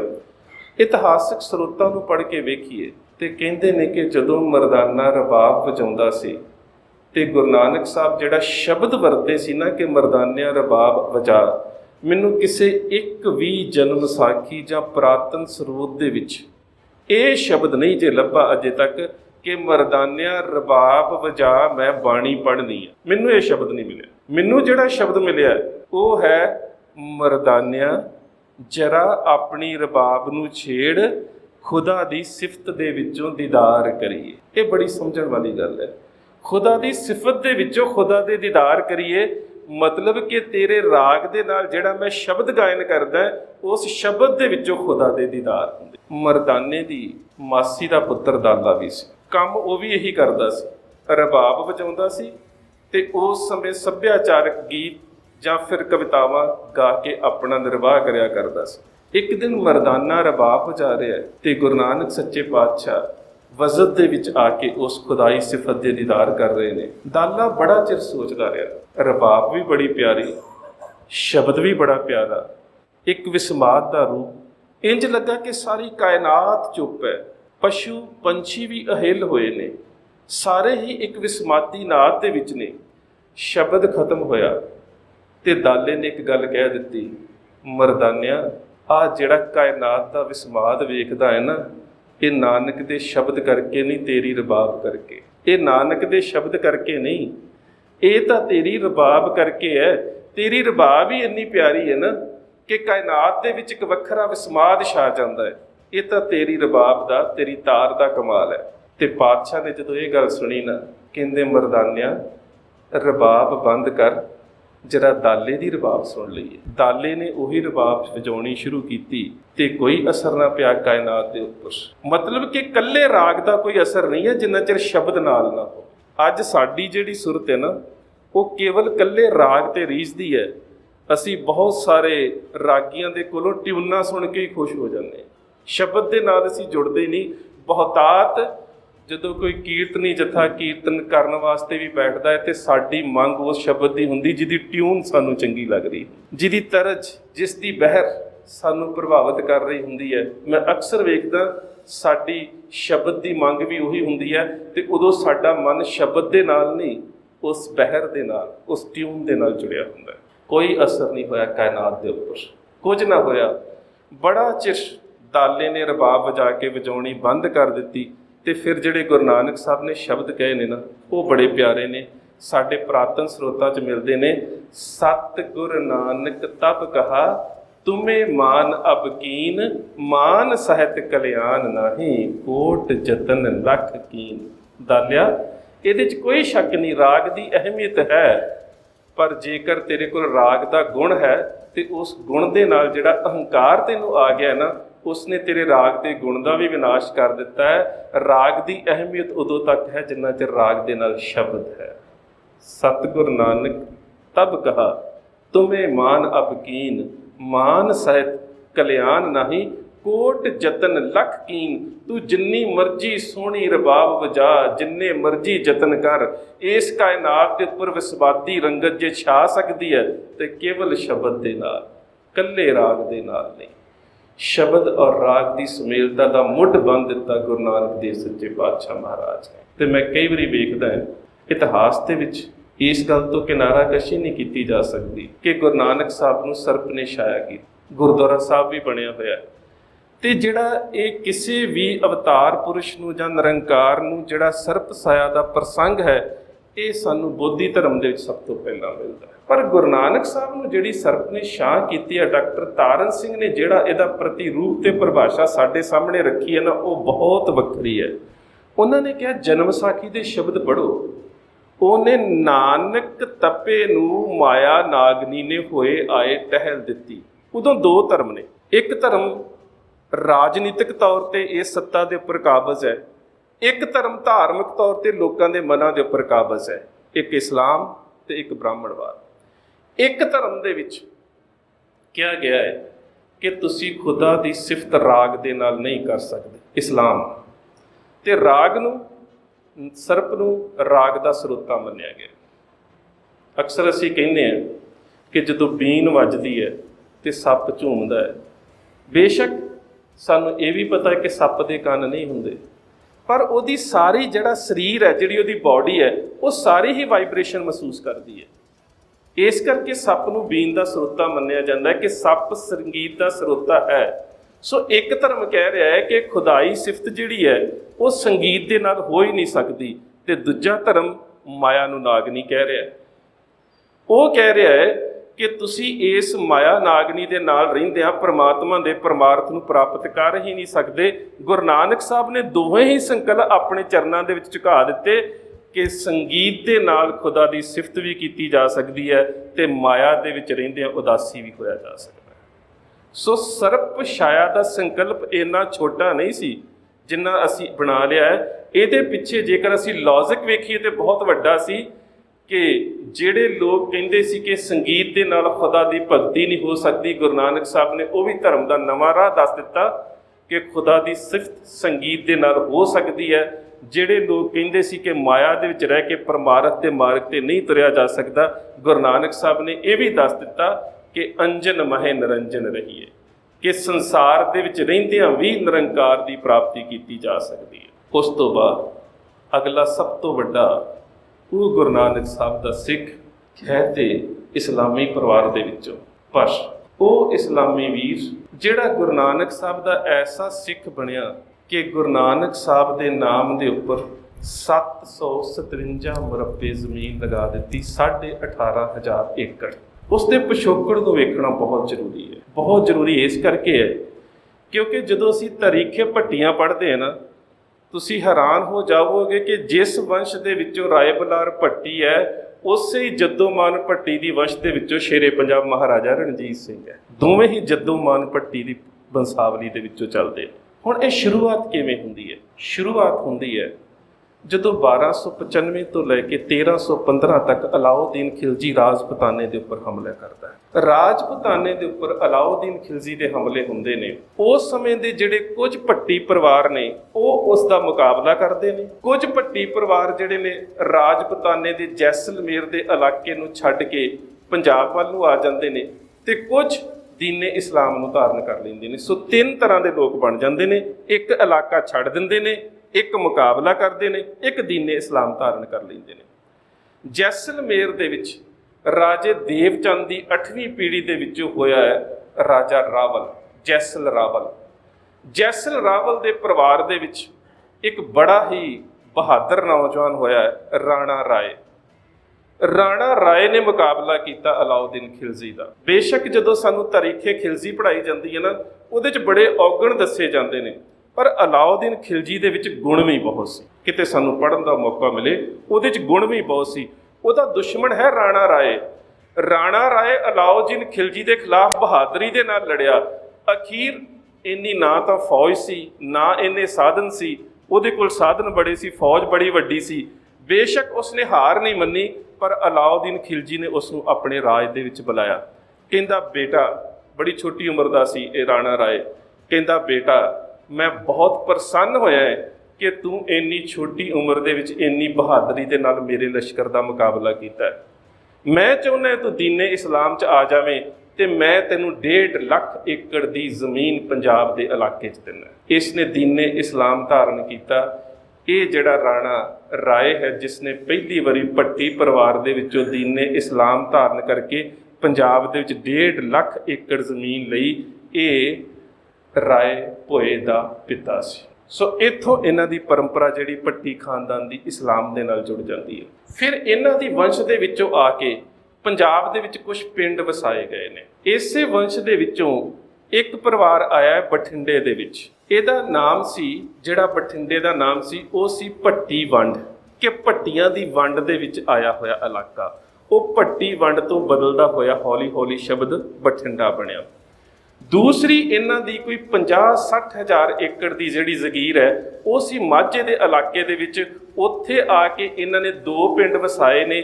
ਇੱਕ ਇਹਨਾਂ ਦੇ ਨਾਮ ਦੇ ਪਿੱਛੇ ਰਾਏ ਲੱਗਦਾ ਸੀ, ਉਸ ਰਾਏ ਨਾਮਕਰਨ ਦੇ ਉੱਪਰ ਜਾਮਾ ਸ਼ਬਦ ਕਿਹਾ ਜਾਂਦਾ ਇਕੱਠ ਨੂੰ। ਇੱਕ ਇਹਨਾਂ ਮਾਝੇ ਦੇ ਵਿੱਚ ਪਿੰਡ ਵਸਾਇਆ ਜਾਮਾ ਰਾਏ, ਕਿ ਰਾਏ ਲੋਕਾਂ ਦੇ ਇਕੱਠ ਦੀ ਜਗ੍ਹਾ ਜਾਂ ਰਹਿਣ ਦੀ ਜਗ੍ਹਾ। ਦੂਜਾ ਉਦੋਂ ਬਿਲਕੁਲ ਨਾਲ ਭੱਟੀਆਂ ਦੀ ਵੰਡ ਦੇ ਵਿੱਚ ਦੂਜਾ ਪਿੰਡ ਆਇਆ, ਉਹ ਸੀ ਭੱਟੀ ਵੰਡ, ਜਿਹਦਾ ਅੱਜ ਵਿਗੜਿਆ ਹੋਇਆ ਰੂਪ ਹੈ ਪੱਠੇ ਵਿੰਡ, ਜਿਸ ਨੂੰ ਗੁਰੂ ਨਾਨਕ ਸਾਹਿਬ ਦੇ ਪਰਿਵਾਰ ਦਾ ਪਿਛਲਾ ਪਿੰਡ ਗਿਣਿਆ ਜਾਂਦਾ ਹੈ। ਚੌਥਾ ਜਿਹੜਾ ਨਗਰ ਵਸਾਇਆ ਉਹ ਰਾਮਦੇਵ ਭੱਟੀ ਨੇ ਵਸਾਇਆ, ਜਿਸ ਦਾ ਨਾਮ ਸੀ ਭੱਟੀ ਵਾਲਾ, ਔਰ ਵਿਗੜਦਾ ਵਿਗੜਦਾ ਭੱਟੀ ਵਾਲਾ ਤੋਂ ਬਟਾਲਾ ਬਣ ਗਿਆ। ਇਹ ਭੱਟੀਆਂ ਦੇ ਵਸਾਏ ਹੋਏ ਨਗਰ ਪੰਜਾਬ ਦੇ ਵਿੱਚ ਨੇ, ਜਿਹੜੇ ਕਿਸੇ ਸਮੇਂ ਰਾਜਪੂਤ ਸੀ। ਉਸ ਤੋਂ ਬਾਅਦ ਉਹਨਾਂ ਨੇ ਦੀਨੇ ਇਸਲਾਮ ਧਾਰਨ ਕੀਤਾ। ਪੱਠੇ ਵੰਡ, ਜਿੱਥੇ ਅੱਜ ਗੁਰਦੁਆਰਾ ਡੇਰਾ ਸਾਹਿਬ ਹੈ, ਤੇ ਅੱਜ ਅਸੀਂ ਇਸ ਨੂੰ ਪਿੱਟੇ ਵੱਡ ਆਖਦੇ ਹਾਂ। ਪਿੱਟੇ ਵੱਡ ਉਸ ਪਿੰਡ ਦਾ ਨਾਮ ਨਹੀਂ ਸੀ, ਭੱਟੀਆਂ ਦੀ ਵੰਡ ਦਾ ਇਲਾਕਾ ਸੀ, ਨਾਮ ਭੱਟੀ ਵੰਡ ਸੀ, ਕਿ ਭੱਟੀਆਂ ਦੀ ਵੰਡ ਦੇ ਵਿੱਚ ਆਇਆ ਇਲਾਕਾ। ਉਸ ਇਲਾਕੇ ਦੇ ਵਿੱਚ ਜਿਹੜਾ ਉਸ ਸਮੇਂ ਰਾਣਾ ਰਾਏ ਦਾ ਬੇਟਾ ਹੈ, ਰਾਏ ਭੋਏ, ਉਹ ਉਸ ਪਿੰਡ ਦੀ ਸਰਦਾਰੀ ਕਰਦਾ ਹੈ, ਤੇ ਉਹਦੇ ਕੋਲ ਹੈ ਉਸ ਸਮੇਂ ਰਾਮ ਨਾਰਾਇਣ ਨਾਂ ਦਾ ਇੱਕ ਕਾਨੂੰਗੋ ਉਹਦੀ ਜ਼ਮੀਨ ਦਾ ਹਿਸਾਬ ਰੱਖਣ ਵਾਲਾ। ਪਰਿਵਾਰ ਦੇ ਵਿੱਚ ਜ਼ਮੀਨ ਦੀ ਵੰਡ ਹੋਈ ਤੇ ਇਹ ਜਿਹੜਾ ਰਾਏ ਭੋਏ ਸੀ, ਇਸ ਨੂੰ ਇਲਾਕਾ ਆ ਗਿਆ ਰਾਏਪੁਰ ਦਾ। ਇਸ ਨੇ ਰਾਏਪੁਰ ਜਾ ਕੇ ਇੱਕ ਵੱਖਰਾ ਨਗਰ ਵਸਾਇਆ ਆਪਣੀ ਜ਼ਮੀਨ ਦੇ ਵਿੱਚ। ਕੁਝ ਸਰੋਤ ਦੱਸਦੇ ਨੇ ਤਾਰੀਖੇ ਪੰਜਾਬ ਦੇ ਮੁਤਾਬਕ ਉੱਥੇ ਇੱਕ ਨਹਿਰ ਵੀ ਕੱਢੀ ਗਈ ਤੇ ਉਸ ਰਾਏਪੁਰ ਦਾ ਨਾਮ ਇਸ ਨੇ ਆਪਣੇ ਨਾਮ ਦੇ ਉੱਪਰ ਰੱਖਿਆ ਰਾਏ ਭੋਏ ਦੀ ਤਲਵੰਡੀ, ਜਿਹੜਾ ਅੱਜ ਨਨਕਾਣਾ ਸਾਹਿਬ ਹੈ। ਰਾਏਪੁਰ ਦਾ ਨਾਮ ਇਸ ਨੇ ਆਪਣੇ ਨਾਮ ਦੇ ਉੱਪਰ ਕਰ ਲਿਆ ਤੇ ਕਿਹਾ ਜਾਣ ਲੱਗਾ ਰਾਏ ਭੋਏ ਦੀ ਤਲਵੰਡੀ। ਤਲਵੰਡੀ ਸ਼ਬਦ ਪੰਜਾਬ ਦੇ ਵਿੱਚ ਜਿੰਨੇ ਵੀ ਤੁਸੀਂ ਸੁਣੋਗੇ ਉਹ ਸਾਰੇ ਉਹ ਪਿੰਡ ਨੇ ਜਿਹੜੇ ਜ਼ਮੀਨ ਦੀ ਵੰਡ ਤੋਂ ਪੈਦਾ ਹੋਏ ਨੇ। ਤਲ ਦੀ ਵੰਡ, ਤਲਵੰਡੀ। ਤੇ ਜਦੋਂ ਵੀ ਪੰਜਾਬ ਦੇ ਵਿੱਚ ਤੁਸੀਂ ਤਲਵੰਡੀ ਸ਼ਬਦ ਵੇਖੋਗੇ ਉਹਦੇ ਅੱਗੇ ਜ਼ਰੂਰ ਇੱਕ ਸ਼ਬਦ ਵਰਤੇਗਾ, ਤਲਵੰਡੀ ਬਖਤਾ ਉਹਦੇ ਨਾਮ ਦੇ ਉੱਪਰ, ਤਲਵੰਡੀ ਮੁਸਲਮਾਨਾ, ਤਲਵੰਡੀ ਸਾਬੋ। ਉਹਦੇ ਪਿੱਛੇ ਇੱਕ ਨਾਮ ਜ਼ਰੂਰ ਲੱਗੇਗਾ ਕਿ ਇਹ ਜਿਹੜੀ ਜ਼ਮੀਨ ਹੈ ਇਹ ਫਲਾਣੇ ਵਿਅਕਤੀ ਦੀ ਤਲਵੰਡ ਦੇ ਵਿੱਚ ਆਈ ਸੀ, ਉਹਦੇ ਹਿੱਸੇ ਦੇ ਵਿੱਚ ਆਈ ਸੀ। ਸੋ ਰਾਏ ਭੋਏ ਨੇ ਉਹ ਜਿਹੜਾ ਨਗਰ ਵਸਾਇਆ ਹੈ ਉਹ ਹੈ ਤਲਵੰਡੀ ਰਾਏ ਭੋਏ। ਔਰ ਰਾਏ ਭੋਏ ਉੱਥੇ ਨਾਲ ਹੀ ਆਪਣੇ ਇਸ ਪਰਿਵਾਰ ਨੂੰ, ਜਿਹੜਾ ਉਹਦਾ ਜ਼ਮੀਨ ਦਾ ਕਾਰੋਬਾਰ ਸੰਭਾਲਦਾ ਸੀ, ਸ਼ਿਵ ਕੁਮਾਰ ਨਾਰਾਇਣ ਦਾ ਪਰਿਵਾਰ, ਜਿਸ ਦੇ ਪਿਤਾ ਦਾ ਨਾਮ ਰਾਮ ਨਾਰਾਇਣ ਸੀ, ਇਹਨਾਂ ਨੂੰ ਉੱਥੇ ਲੈ ਗਿਆ। ਤੇ ਇਸੇ ਪਰਿਵਾਰ ਦੇ ਵਿੱਚ ਅੱਗੇ ਪੈਦਾ ਹੋਏ ਨੇ ਮਹਿਤਾ ਕਾਲੂ ਜੀ। ਕਲਿਆਣ ਦਾਸ ਨਾਮ ਬੇਸ਼ੱਕ ਅੱਜ ਅਸੀਂ ਵਰਤਦੇ ਹਾਂ, ਪੁਰਾਤਨ ਸਰੋਤਾਂ 'ਚ ਸਾਨੂੰ ਇਹ ਨਾਮ ਨਹੀਂ ਮਿਲਦਾ, ਨਾਮ ਸਾਨੂੰ ਕਾਲੂ ਜੀ ਮਿਲਦਾ। ਮਹਿਤਾ ਜਿਹੜਾ ਹੈ ਦਰਅਸਲ ਇਹ ਬੇਦੀ ਪਰਿਵਾਰ ਨੇ। ਔਰ ਮਹਿਤਾ ਜਿਹੜਾ ਹੈ ਉਹਨਾਂ ਸਮਿਆਂ ਦੇ ਵਿੱਚ ਜ਼ਮੀਨੀ ਬੰਦੋਬਸਤ ਦਾ ਜਿਹੜਾ ਕਾਨੂੰਗੋ ਹੁੰਦਾ ਸੀ, ਉਹਦੇ ਅੱਗੇ ਮਹਿਤਾ ਸ਼ਬਦ ਲੱਗਦਾ ਸੀ। ਅਸੀਂ ਪੜ੍ਹਦੇ ਹਾਂ ਨਾ ਗੁਰਬਾਣੀ ਦੇ ਵਿੱਚ, ਲੱਭ ਕੂੜ ਦੋਏ ਰਾਜਾ ਮਹਿਤਾ। ਸੋ ਰਾਜੇ ਤੋਂ ਥੱਲੇ ਦਾ ਜਿਹੜਾ ਅਹੁਦਾ ਹੁੰਦਾ ਸੀ, ਜਿਹੜਾ ਸਾਰੇ ਜ਼ਮੀਨੀ ਬੰਦੋਬਸਤ ਨੂੰ ਸੰਭਾਲਦਾ ਸੀ, ਉਹਦੇ ਨਾਲ ਸ਼ਬਦ ਲੱਗਦਾ ਸੀ ਮਹਿਤਾ। ਇਹ ਜਿਹੜੇ ਮਹਿਤਾ ਕਾਲੂ ਜੀ ਨੇ, ਮਹਿਤਾ ਇਹਨਾਂ ਦਾ ਅਹੁਦਾ ਹੈ। ਪਟਵਾਰ ਦਾ ਕੰਮ ਇਹਨਾਂ ਦੇ ਕੋਲ ਹੈ। ਪੱਟ ਕਿਹਾ ਜਾਂਦਾ ਹੈ ਰੇਸ਼ਮ ਦੇ ਕੱਪੜੇ ਨੂੰ, ਵਾਰ ਕਿਹਾ ਜਾਂਦਾ ਹੈ ਕਿ ਕੱਪੜੇ ਦੇ ਉੱਪਰ ਪਿੰਡ ਔਰ ਜ਼ਮੀਨ ਦੀ ਹੱਦਬੰਦੀ ਦੇ ਨਕਸ਼ੇ ਬਣਾਉਣੇ, ਜਿੱਥੋਂ ਸ਼ਬਦ ਪਟਵਾਰੀ ਬਣਿਆ। ਇਸ ਨੂੰ ਵਿਸਥਾਰ ਦੇ ਵਿੱਚ ਪੜ੍ਹਨਾ ਹੋਵੇ ਤੇ ਕਾਹਨ ਸਿੰਘ ਨਾਭਾ ਨੇ ਮਹਾਨ ਕੋਸ਼ ਦੇ ਵਿੱਚ ਦਿੱਤਾ ਹੋਇਆ ਹੈ। ਸ਼ਬਦ ਪਟਵਾਲੀ ਸੀ ਪਹਿਲਾਂ, ਵਾਲ ਦਾ ਹੁੰਦਾ ਵਲਦੀਅਤ, ਇਲਾਕੇ ਦਾ ਕਬਜ਼ਾ, ਇਲਾਕੇ ਦੇ ਕਬਜ਼ੇ ਨੂੰ ਕੱਪੜੇ ਦੇ ਉੱਪਰ ਉੱਕਰ ਦੇਣਾ, ਨਕਸ਼ਾ ਬਣਾ ਦੇਣਾ। ਆ ਹੁਣ ਤਾਂ ਕੰਪਿਊਟਰਾਈਜ਼ ਹੋ ਗਿਆ। ਬਜ਼ੁਰਗਾਂ ਨੂੰ ਪਤਾ ਹੈ ਕਿ ਜਿਹੜੇ ਪੁਰਾਣੇ ਜ਼ਮੀਨੀ ਸ਼ਿਸ਼ਰੇ ਬਣਦੇ ਸੀ ਸਾਰੇ ਕੱਪੜੇ ਦੇ ਉੱਪਰ ਹੀ ਹੋਇਆ ਕਰਦੇ ਸੀ। ਉਹ ਜਿਹੜਾ ਪਟਵਾਲੀ ਹੈ, ਉਹ ਜਿਹੜਾ ਨਕਸ਼ਾ ਬਣਾਉਣ ਵਾਲਾ ਹੈ, ਉਹ ਪਟਵਾਲੀ ਤੋਂ ਸ਼ਬਦ ਜਿਹੜਾ ਉਹ ਪਟਵਾਰੀ ਸ਼ਬਦ ਬਣਿਆ। ਸੋ ਉੱਥੋਂ ਦੇ ਹੁਣ ਉਹ ਪਟਵਾਰੀ ਨੇ ਮਹਿਤਾ ਕਾਲੂ ਜੀ, ਤੇ ਉਹਨਾਂ ਦੇ ਘਰ ਦੇ ਵਿੱਚ ਪ੍ਰਗਟ ਹੋਏ ਨੇ ਗੁਰੂ ਨਾਨਕ ਦੇਵ ਮਹਾਰਾਜ। ਉਮਰ ਥੋੜੀ ਜਿਹੀ ਵਡੇਰੀ ਹੋਈ। ਹੁਣ ਸਵਾਲ ਪੈਦਾ ਇਹ ਹੁੰਦਾ ਹੈ ਕਿ ਰਾਏ ਭੋਏ ਦਾ ਪੁੱਤਰ ਉਦੋਂ ਹੈ ਰਾਏ ਬੁਲਾਰ। ਰਾਏ ਬੁਲਾਰ ਨੇ ਗੁਰੂ ਨਾਨਕ ਸਾਹਿਬ ਦੇ ਨਾਮ ਦੇ ਉੱਪਰ ਜ਼ਮੀਨ ਕੀਤੀ ਹੈ। ਜਿਹੜੀ ਜ਼ਮੀਨ ਅੱਜ ਵੀ ਅਸੀਂ ਕਹਿ ਰਹੇ ਕਿ ਲਾਂਘਾ ਖੁੱਲ੍ਹਣਾ ਹੈ ਤੇ ਨਨਕਾਣਾ ਸਾਹਿਬ ਦੇ ਨਾਮ ਇੰਨੀ ਜ਼ਮੀਨ ਹੈ, ਉਹ ਜਿੰਨੀ ਵੀ ਜ਼ਮੀਨ ਹੈ ਉਹ ਤਕਰੀਬਨ ਜਿੰਨੀ ਉਹਦੀ ਉਸ ਵੇਲੇ ਦੀ ਜ਼ਮੀਨ ਸੀ ਉਹਦਾ ਅੱਧ ਹੈ। ਉਹਦੇ ਕੋਲ 1520 ਦੇ ਕਰੀਬ ਮੁਰੱਬੇ ਸੀ, ਜਿਨ੍ਹਾਂ ਦੇ ਵਿੱਚੋਂ 757 ਮੁਰੱਬੇ ਉਸਨੇ ਗੁਰੂ ਨਾਨਕ ਸਾਹਿਬ ਦੇ ਨਾਮ ਕਰ ਦਿੱਤੇ। ਔਰ ਇੱਕ ਗੱਲ ਹੋਰ ਬੜੀ ਵੱਖਰੀ ਜੇ ਕਿ ਉਹਨਾਂ ਸਮਿਆਂ ਦੇ ਵਿੱਚ ਉਸ ਜ਼ਮੀਨ ਦਾ ਜਿਹੜਾ ਸਾਲਾਨਾ ਆਮਦਨ ਸੀ ਉਹ 9,999 ਉਸ ਸਮੇਂ ਦੀ ਜਿਹੜੀ ਕਰੰਸੀ ਸੀ ਉਹਦੇ ਕਰੀਬ ਸੀ, ਤਕਰੀਬਨ 10,000 ਦੇ ਕਰੀਬ। ਗੁਰੂ ਨਾਨਕ ਸਾਹਿਬ ਨੇ ਨਾ ਉਸ ਜ਼ਮੀਨ ਦੇ ਉੱਪਰ ਵਾਹੀ ਕੀਤੀ ਤੇ ਨਾ ਉਸ ਪੈਸੇ ਨੂੰ ਆਪਣੇ ਵਾਸਤੇ ਵਰਤਿਆ, ਉਹ ਸਾਰਾ ਹੀ ਗਰੀਬ ਲੋਕਾਂ ਦੇ ਵਾਸਤੇ ਵਰਤਿਆ ਜਾਂਦਾ ਰਿਹਾ। ਤੇ ਜਿੱਥੇ ਗੁਰੂ ਨਾਨਕ ਸਾਹਿਬ ਨੇ ਕਰਤਾਰਪੁਰ ਆ ਕੇ ਵਾਹੀ ਕੀਤੀ, ਉਹ ਜ਼ਮੀਨ ਉਹਨਾਂ ਨੇ ਆਪ ਖਰੀਦੀ। ਮਤਲਬ ਕਿ ਜਿਹੜੀ ਜ਼ਮੀਨ ਰਾਏ ਬੁਲਾਰ ਨੇ ਦਿੱਤੀ ਵੀ, ਗੁਰੂ ਨਾਨਕ ਸਾਹਿਬ ਨੇ ਨਿੱਜੀ ਹਿੱਤਾਂ ਦੇ ਵਾਸਤੇ ਉਸ ਦੀ ਵਰਤੋਂ ਨਹੀਂ ਕੀਤੀ। ਇੱਕ ਵੀ ਸਰੋਤ ਸਾਨੂੰ ਇਸ ਗੱਲ ਦਾ ਨਹੀਂ ਮਿਲਦਾ। ਹੁਣ ਖਿਆਲ ਕਰੋ ਕਿ ਰਾਏ ਬੁਲਾਰ ਦੇ ਮਨ ਦੇ ਵਿੱਚ ਇਹ ਗੱਲ ਕਿਵੇਂ ਆਈ ਕਿ ਇਹ ਸਾਰੀ ਇੰਨੀ ਵੱਡੀ ਜ਼ਗੀਰ ਗੁਰੂ ਨਾਨਕ ਸਾਹਿਬ ਨੂੰ ਦਿੱਤੀ ਜਾਵੇ। ਕਿ ਉਦੋਂ ਹੋਰ ਕੋਈ ਮੁਸਲਮਾਨ ਪੀਰ ਫਕੀਰ ਐਸਾ ਨਹੀਂ ਸੀ ਜਿਹਨੂੰ ਇਹ ਜ਼ਮੀਨ ਦਿੱਤੀ ਜਾ ਸਕੇ। ਉਦੋਂ ਇਸਲਾਮ ਦਾ ਸਭ ਤੋਂ ਵੱਡਾ ਸੈਯਦ ਮੀਰ ਅਹਿਮਦ ਤੱਕੀ ਲਾਹੌਰ ਦੇ ਵਿੱਚ ਰਹਿੰਦਾ ਸੀ। ਇਸਲਾਮ ਦਾ ਬਹੁਤ ਵੱਡਾ ਮੰਨਿਆ ਪਰਮੰਨਿਆ ਪੀਰ ਗਿਣਿਆ ਜਾਂਦਾ ਸੀ। ਸਿਕੰਦਰ ਲੋਧੀ ਉਸ ਦਾ ਚੇਲਾ ਸੀ। ਹੁਣ ਤੁਸੀਂ ਖਿਆਲ ਕਰੋ ਕਿ ਇੰਨੇ ਵੱਡੇ ਪੀਰ ਫਕੀਰ ਨੂੰ ਛੱਡ ਕੇ, ਆਪਣੇ ਇਸਲਾਮੀ ਪਰੰਪਰਾ ਦੇ ਉਸ ਪੈਗੰਬਰ ਨੂੰ ਛੱਡ ਕੇ, ਜਿਹੜਾ ਰਾਏ ਬੁਲਾਰ ਹੈ ਉਹ ਜ਼ਮੀਨ ਦੇ ਰਿਹਾ ਗੁਰੂ ਨਾਨਕ ਸਾਹਿਬ ਨੂੰ। ਕਿਸ ਚੀਜ਼ ਨੇ ਪ੍ਰਭਾਵਿਤ ਕੀਤਾ? ਜਨਮ ਸਾਖੀ ਦੇ ਸਾਡੇ ਕੋਲ 2 ਪ੍ਰਮਾਣ ਮਿਲਦੇ ਨੇ ਕਿ ਇੱਕ ਤੇ ਉਸਦੇ ਘਰ ਔਲਾਦ ਕੋਈ ਨਹੀਂ ਸੀ, ਗੁਰੂ ਨਾਨਕ ਸੱਚੇ ਪਾਤਸ਼ਾਹ ਦੇ ਆਗਮਨ ਤੋਂ ਬਾਅਦ ਉਹਦੇ ਘਰ ਦੇ ਵਿੱਚ ਪੁੱਤਰ ਨੇ ਜਨਮ ਲਿਆ। ਦੂਸਰਾ ਪ੍ਰਮਾਣ ਇਹ ਮਿਲਦਾ ਹੈ ਕਿ ਜਦੋਂ ਉਹ ਇੱਕ ਦਿਨ ਦੁਪਹਿਰ ਨੂੰ ਆ ਰਿਹਾ ਹੈ ਤੇ ਗੁਰੂ ਨਾਨਕ ਦੇ ਸੱਚੇ ਪਾਤਸ਼ਾਹ ਇੱਕ ਦਰਖਤ ਦੇ ਥੱਲੇ ਲੇਟੇ ਹੋਏ ਨੇ ਤੇ ਸਾਰੇ ਜਿਹੜੇ ਰੁੱਖ ਨੇ ਉਹ ਜਦੋਂ ਧਰਤੀ ਦੀ ਦਿਸ਼ਾ ਬਦਲਦੀ ਹੈ ਤੇ ਰੁੱਖਾਂ ਦੇ ਪਰਛਾਵੇਂ ਢਲ ਜਾਂਦੇ ਨੇ, ਪਰ ਜਿਸ ਰੁੱਖ ਦੇ ਥੱਲੇ ਗੁਰੂ ਨਾਨਕ ਸਾਹਿਬ ਨੇ ਪਰਛਾਵਾਂ ਨਾ ਢਲਿਆ ਤੇ ਰਾਏ ਬੁਲਾਰ ਦੇ ਮਨ ਦੇ ਵਿੱਚ ਆਇਆ ਕਿ ਇਹ ਸੱਚਮੁੱਚ ਹੀ ਖੁਦਾ ਦਾ ਰੂਪ ਹੈ ਜਿਸ ਦੇ ਉੱਪਰ ਕਾਲ ਔਰ ਸਮੇਂ ਦਾ ਅਸਰ ਨਹੀਂ ਹੈ। ਇੰਨਾ ਪ੍ਰਭਾਵਿਤ ਹੋਇਆ ਗੁਰੂ ਨਾਨਕ ਸਾਹਿਬ ਤੋਂ ਕਿ ਉਹ ਇੰਨੀ ਵੱਡੀ ਜਿਹੜੀ ਜਾਇਦਾਦ ਸੀ ਉਹ ਗੁਰੂ ਨਾਨਕ ਸਾਹਿਬ ਦੇ ਨਾਮ ਕਰ ਦਿੱਤੀ। ਅੱਜ ਉਹਨਾਂ ਦੀ 14ਵੀਂ ਪੀੜ੍ਹੀ ਦੇ ਵਿੱਚੋਂ ਮਲਕ ਸਾਹਿਬ ਨੇ ਰਾਏ ਬੁਲਾਰ ਦੀ ਚੋਂ, ਔਰ ਇਹਨਾਂ ਨੇ ਬਕਾਇਦਾ ਤੌਰ ਤੇ ਕੇਸ ਵੀ ਕੀਤੇ। ਤੁਹਾਨੂੰ ਕੁਝ ਕਿਤਾਬਾਂ ਦੇ ਵਿੱਚ ਪ੍ਰਮਾਣ ਮਿਲ ਜਾਣਗੇ। ਲਗਾਤਾਰ 60 ਸਾਲ ਤੋਂ ਸੈਸ਼ਨ ਕੋਰਟ ਦੇ ਵਿੱਚ, ਹਾਈ ਕੋਰਟ ਦੇ ਵਿੱਚ, ਸੁਪਰੀਮ ਕੋਰਟ ਦੇ ਵਿੱਚ ਇਹਨਾਂ ਲੋਕਾਂ ਵੱਲੋਂ ਜਿਹੜੇ ਜ਼ਮੀਨ ਤੇ ਕਾਬਜ਼ ਸੀ ਕੇਸ ਕੀਤੇ ਜਾਂਦੇ ਰਹੇ ਔਰ ਹਰ ਵਾਰੀ ਹਾਰਦੇ ਰਹੇ ਨੇ, ਹਰ ਵਾਰੀ ਹਾਰਦੇ ਰਹੇ ਨੇ। ਅਖੀਰ ਇੱਕ ਵਾਰੀ ਇੱਕ ਬੜਾ ਜੱਜ ਸਿਆਣਾ ਸੀ, ਉਸਨੇ ਕਿਹਾ ਕਿ ਤੁਸੀਂ ਪਿੰਡਾਂ ਦੇ ਕੁਝ ਮੋਹਤਵਾਰ ਵਿਅਕਤੀ ਇਕੱਠੇ ਕਰਕੇ ਲੈ ਕੇ ਆਓ, ਮੈਂ ਤੁਹਾਡੇ ਨਾਲ ਗੱਲ ਕਰਨਾ ਚਾਹੁੰਦਾ। 5 ਮੋਹਤਵਾਰ ਵਿਅਕਤੀ ਜਿਹੜੇ ਸੀ, ਮੋਹਤਵਾਰ ਵਿਅਕਤੀ ਚੁਣੇ ਗਏ ਤੇ ਜੱਜ ਨੇ ਉਹਨਾਂ ਨੂੰ ਸਮਝਾਇਆ ਕਿ ਇਹ ਜ਼ਮੀਨ ਤੁਸੀਂ ਜਿੰਨਾ ਮਰਜ਼ੀ ਜ਼ੋਰ ਲਾ ਲਓ ਨਾ, ਇਹ ਤੁਹਾਡੇ ਨਾਮ ਨਹੀਂ ਹੋਣੀ। ਸੋ ਇਹ ਤੋਂ ਬਿਹਤਰ ਹੈ ਕਿ ਇਹ ਗੁਰੂ ਨਾਨਕ ਦੀ ਹੈ, ਗੁਰੂ ਨਾਨਕ ਦੀ ਹੀ ਰਵੇਗੀ। ਪਰ ਗੁਰੂ ਨਾਨਕ ਨੇ ਆਪਣਾ ਇੱਥੇ ਕਬਜ਼ਾ ਨਹੀਂ ਜਮਾਇਆ, ਤੁਸੀਂ ਮਜ਼ਾਰੇ ਹੋ, ਇੱਥੇ ਵਾਹੀ ਕਰਕੇ ਆਪਣੇ ਪਰਿਵਾਰ ਪਾਲ ਸਕਦੇ ਹੋ, ਪਰ ਮੇਰੇ ਕੋਲ ਇਹ ਤਾਕਤ ਨਹੀਂ ਬਤੌਰ ਸੁਪਰੀਮ ਕੋਰਟ ਦਾ ਜੱਜ ਵੀ ਕਿ ਮੈਂ ਇਹ ਜ਼ਮੀਨ ਤੁਹਾਡੇ ਨਾਮ ਕਰ ਸਕਾਂ। ਨਹੀਂ ਕੀਤੀ ਗਈ। ਉਹ ਜ਼ਮੀਨ ਅੱਜ ਵੀ ਗੁਰੂ ਨਾਨਕ ਸਾਹਿਬ ਦੇ ਨਾਮ ਹੈ। ਸੋ ਇਹ ਵੀ ਗੁਰੂ ਨਾਨਕ ਸੱਚੇ ਪਾਤਸ਼ਾਹ ਦਾ ਉਹ ਮੁਸਲਮਾਨ ਸ਼ਰਧਾਲੂ ਹੈ ਜਿਸ ਨੇ ਇੰਨੀ ਵੱਡੀ ਜ਼ਗੀਰ ਗੁਰੂ ਨਾਨਕ ਸਾਹਿਬ ਦੇ ਨਾਮ ਲਗਾ ਦਿੱਤੀ।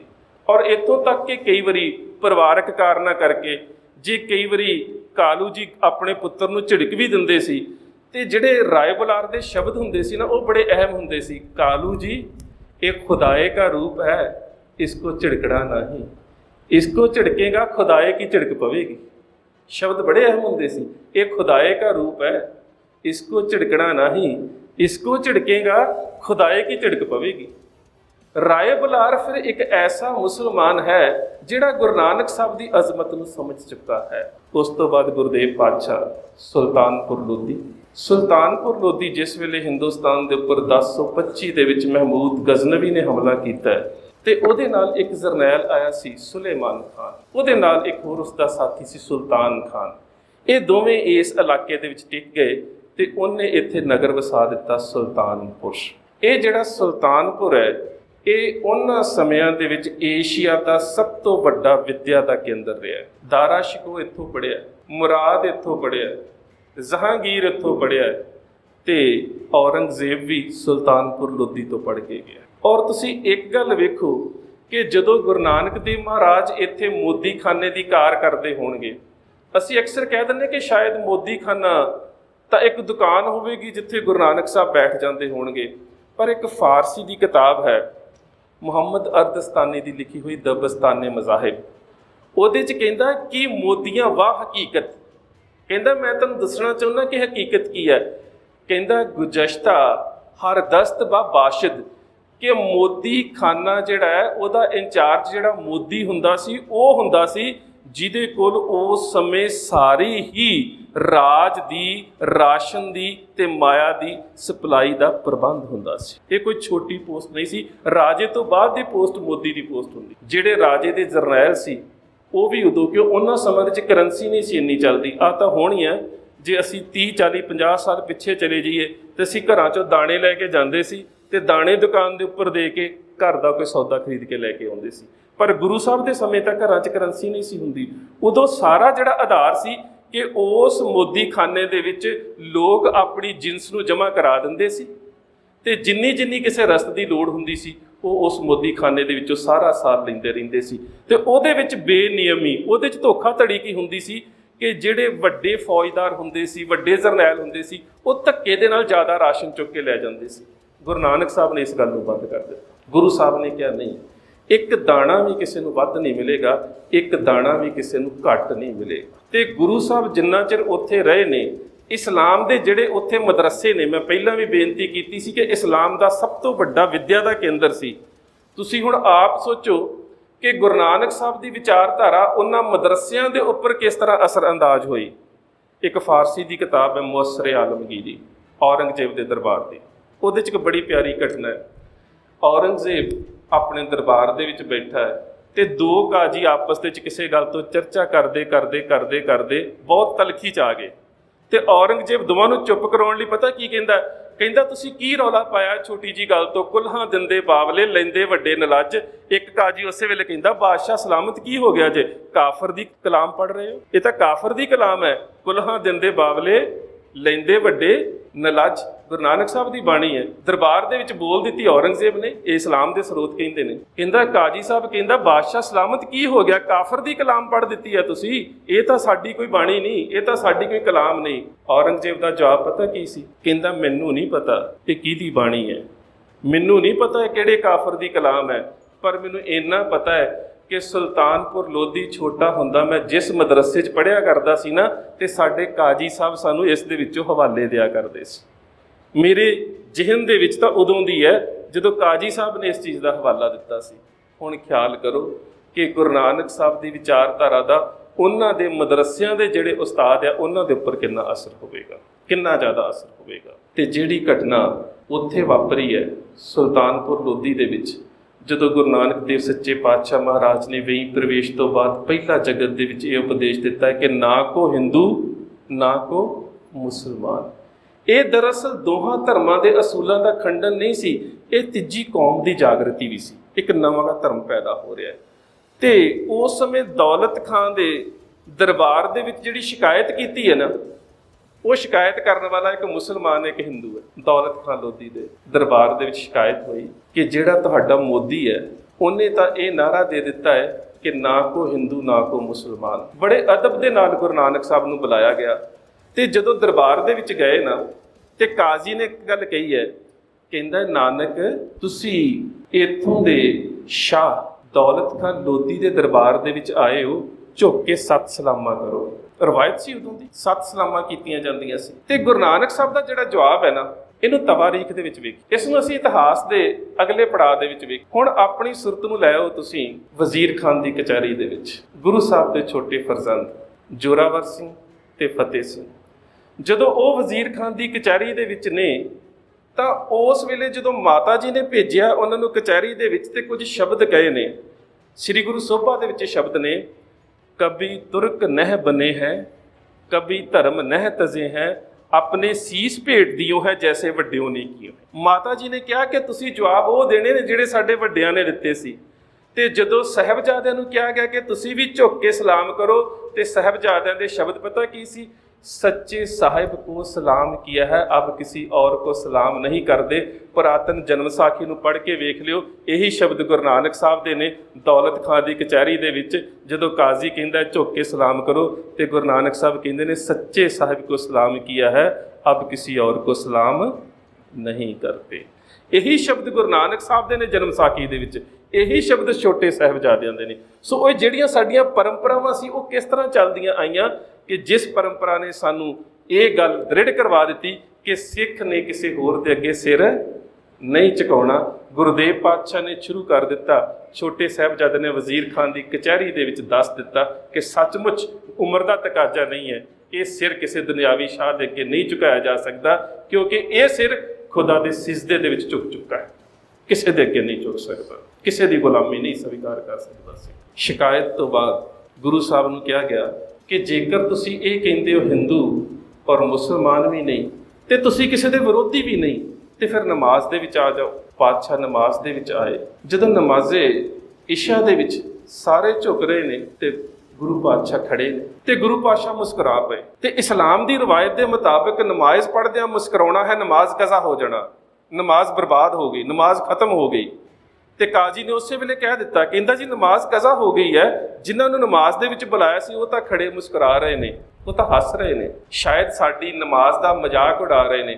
ਕਾਜ਼ੀ ਨੇ ਪੁੱਛਿਆ, ਅਸੀਂ ਤਾਂ ਨਮਾਜ਼ ਦੇ ਵਿੱਚ ਸਿਜਦਾ ਅਦਾ ਕਰ ਲਈ ਚੁੱਕੇ ਸੀ, ਤੁਸੀਂ ਮੁਸਕਰਾ ਰਹੇ ਸੀ। ਤੇ ਪਾਤਸ਼ਾਹ ਕਹਿੰਦੇ ਇਸ ਕਰਕੇ ਮੁਸਕਰਾ ਰਿਹਾ ਸੀ ਕਿ ਕਾਜ਼ੀ ਸਾਹਿਬ ਨਾ ਤੁਹਾਡਾ ਧਿਆਨ ਨਮਾਜ਼ ਦੇ ਵਿੱਚ, ਤੇ ਨਾ ਦੌਲਤ ਖਾਂ ਚੌਧਰੀ ਸਾਹਿਬ ਦਾ ਧਿਆਨ ਨਮਾਜ਼ ਦੇ ਵਿੱਚ।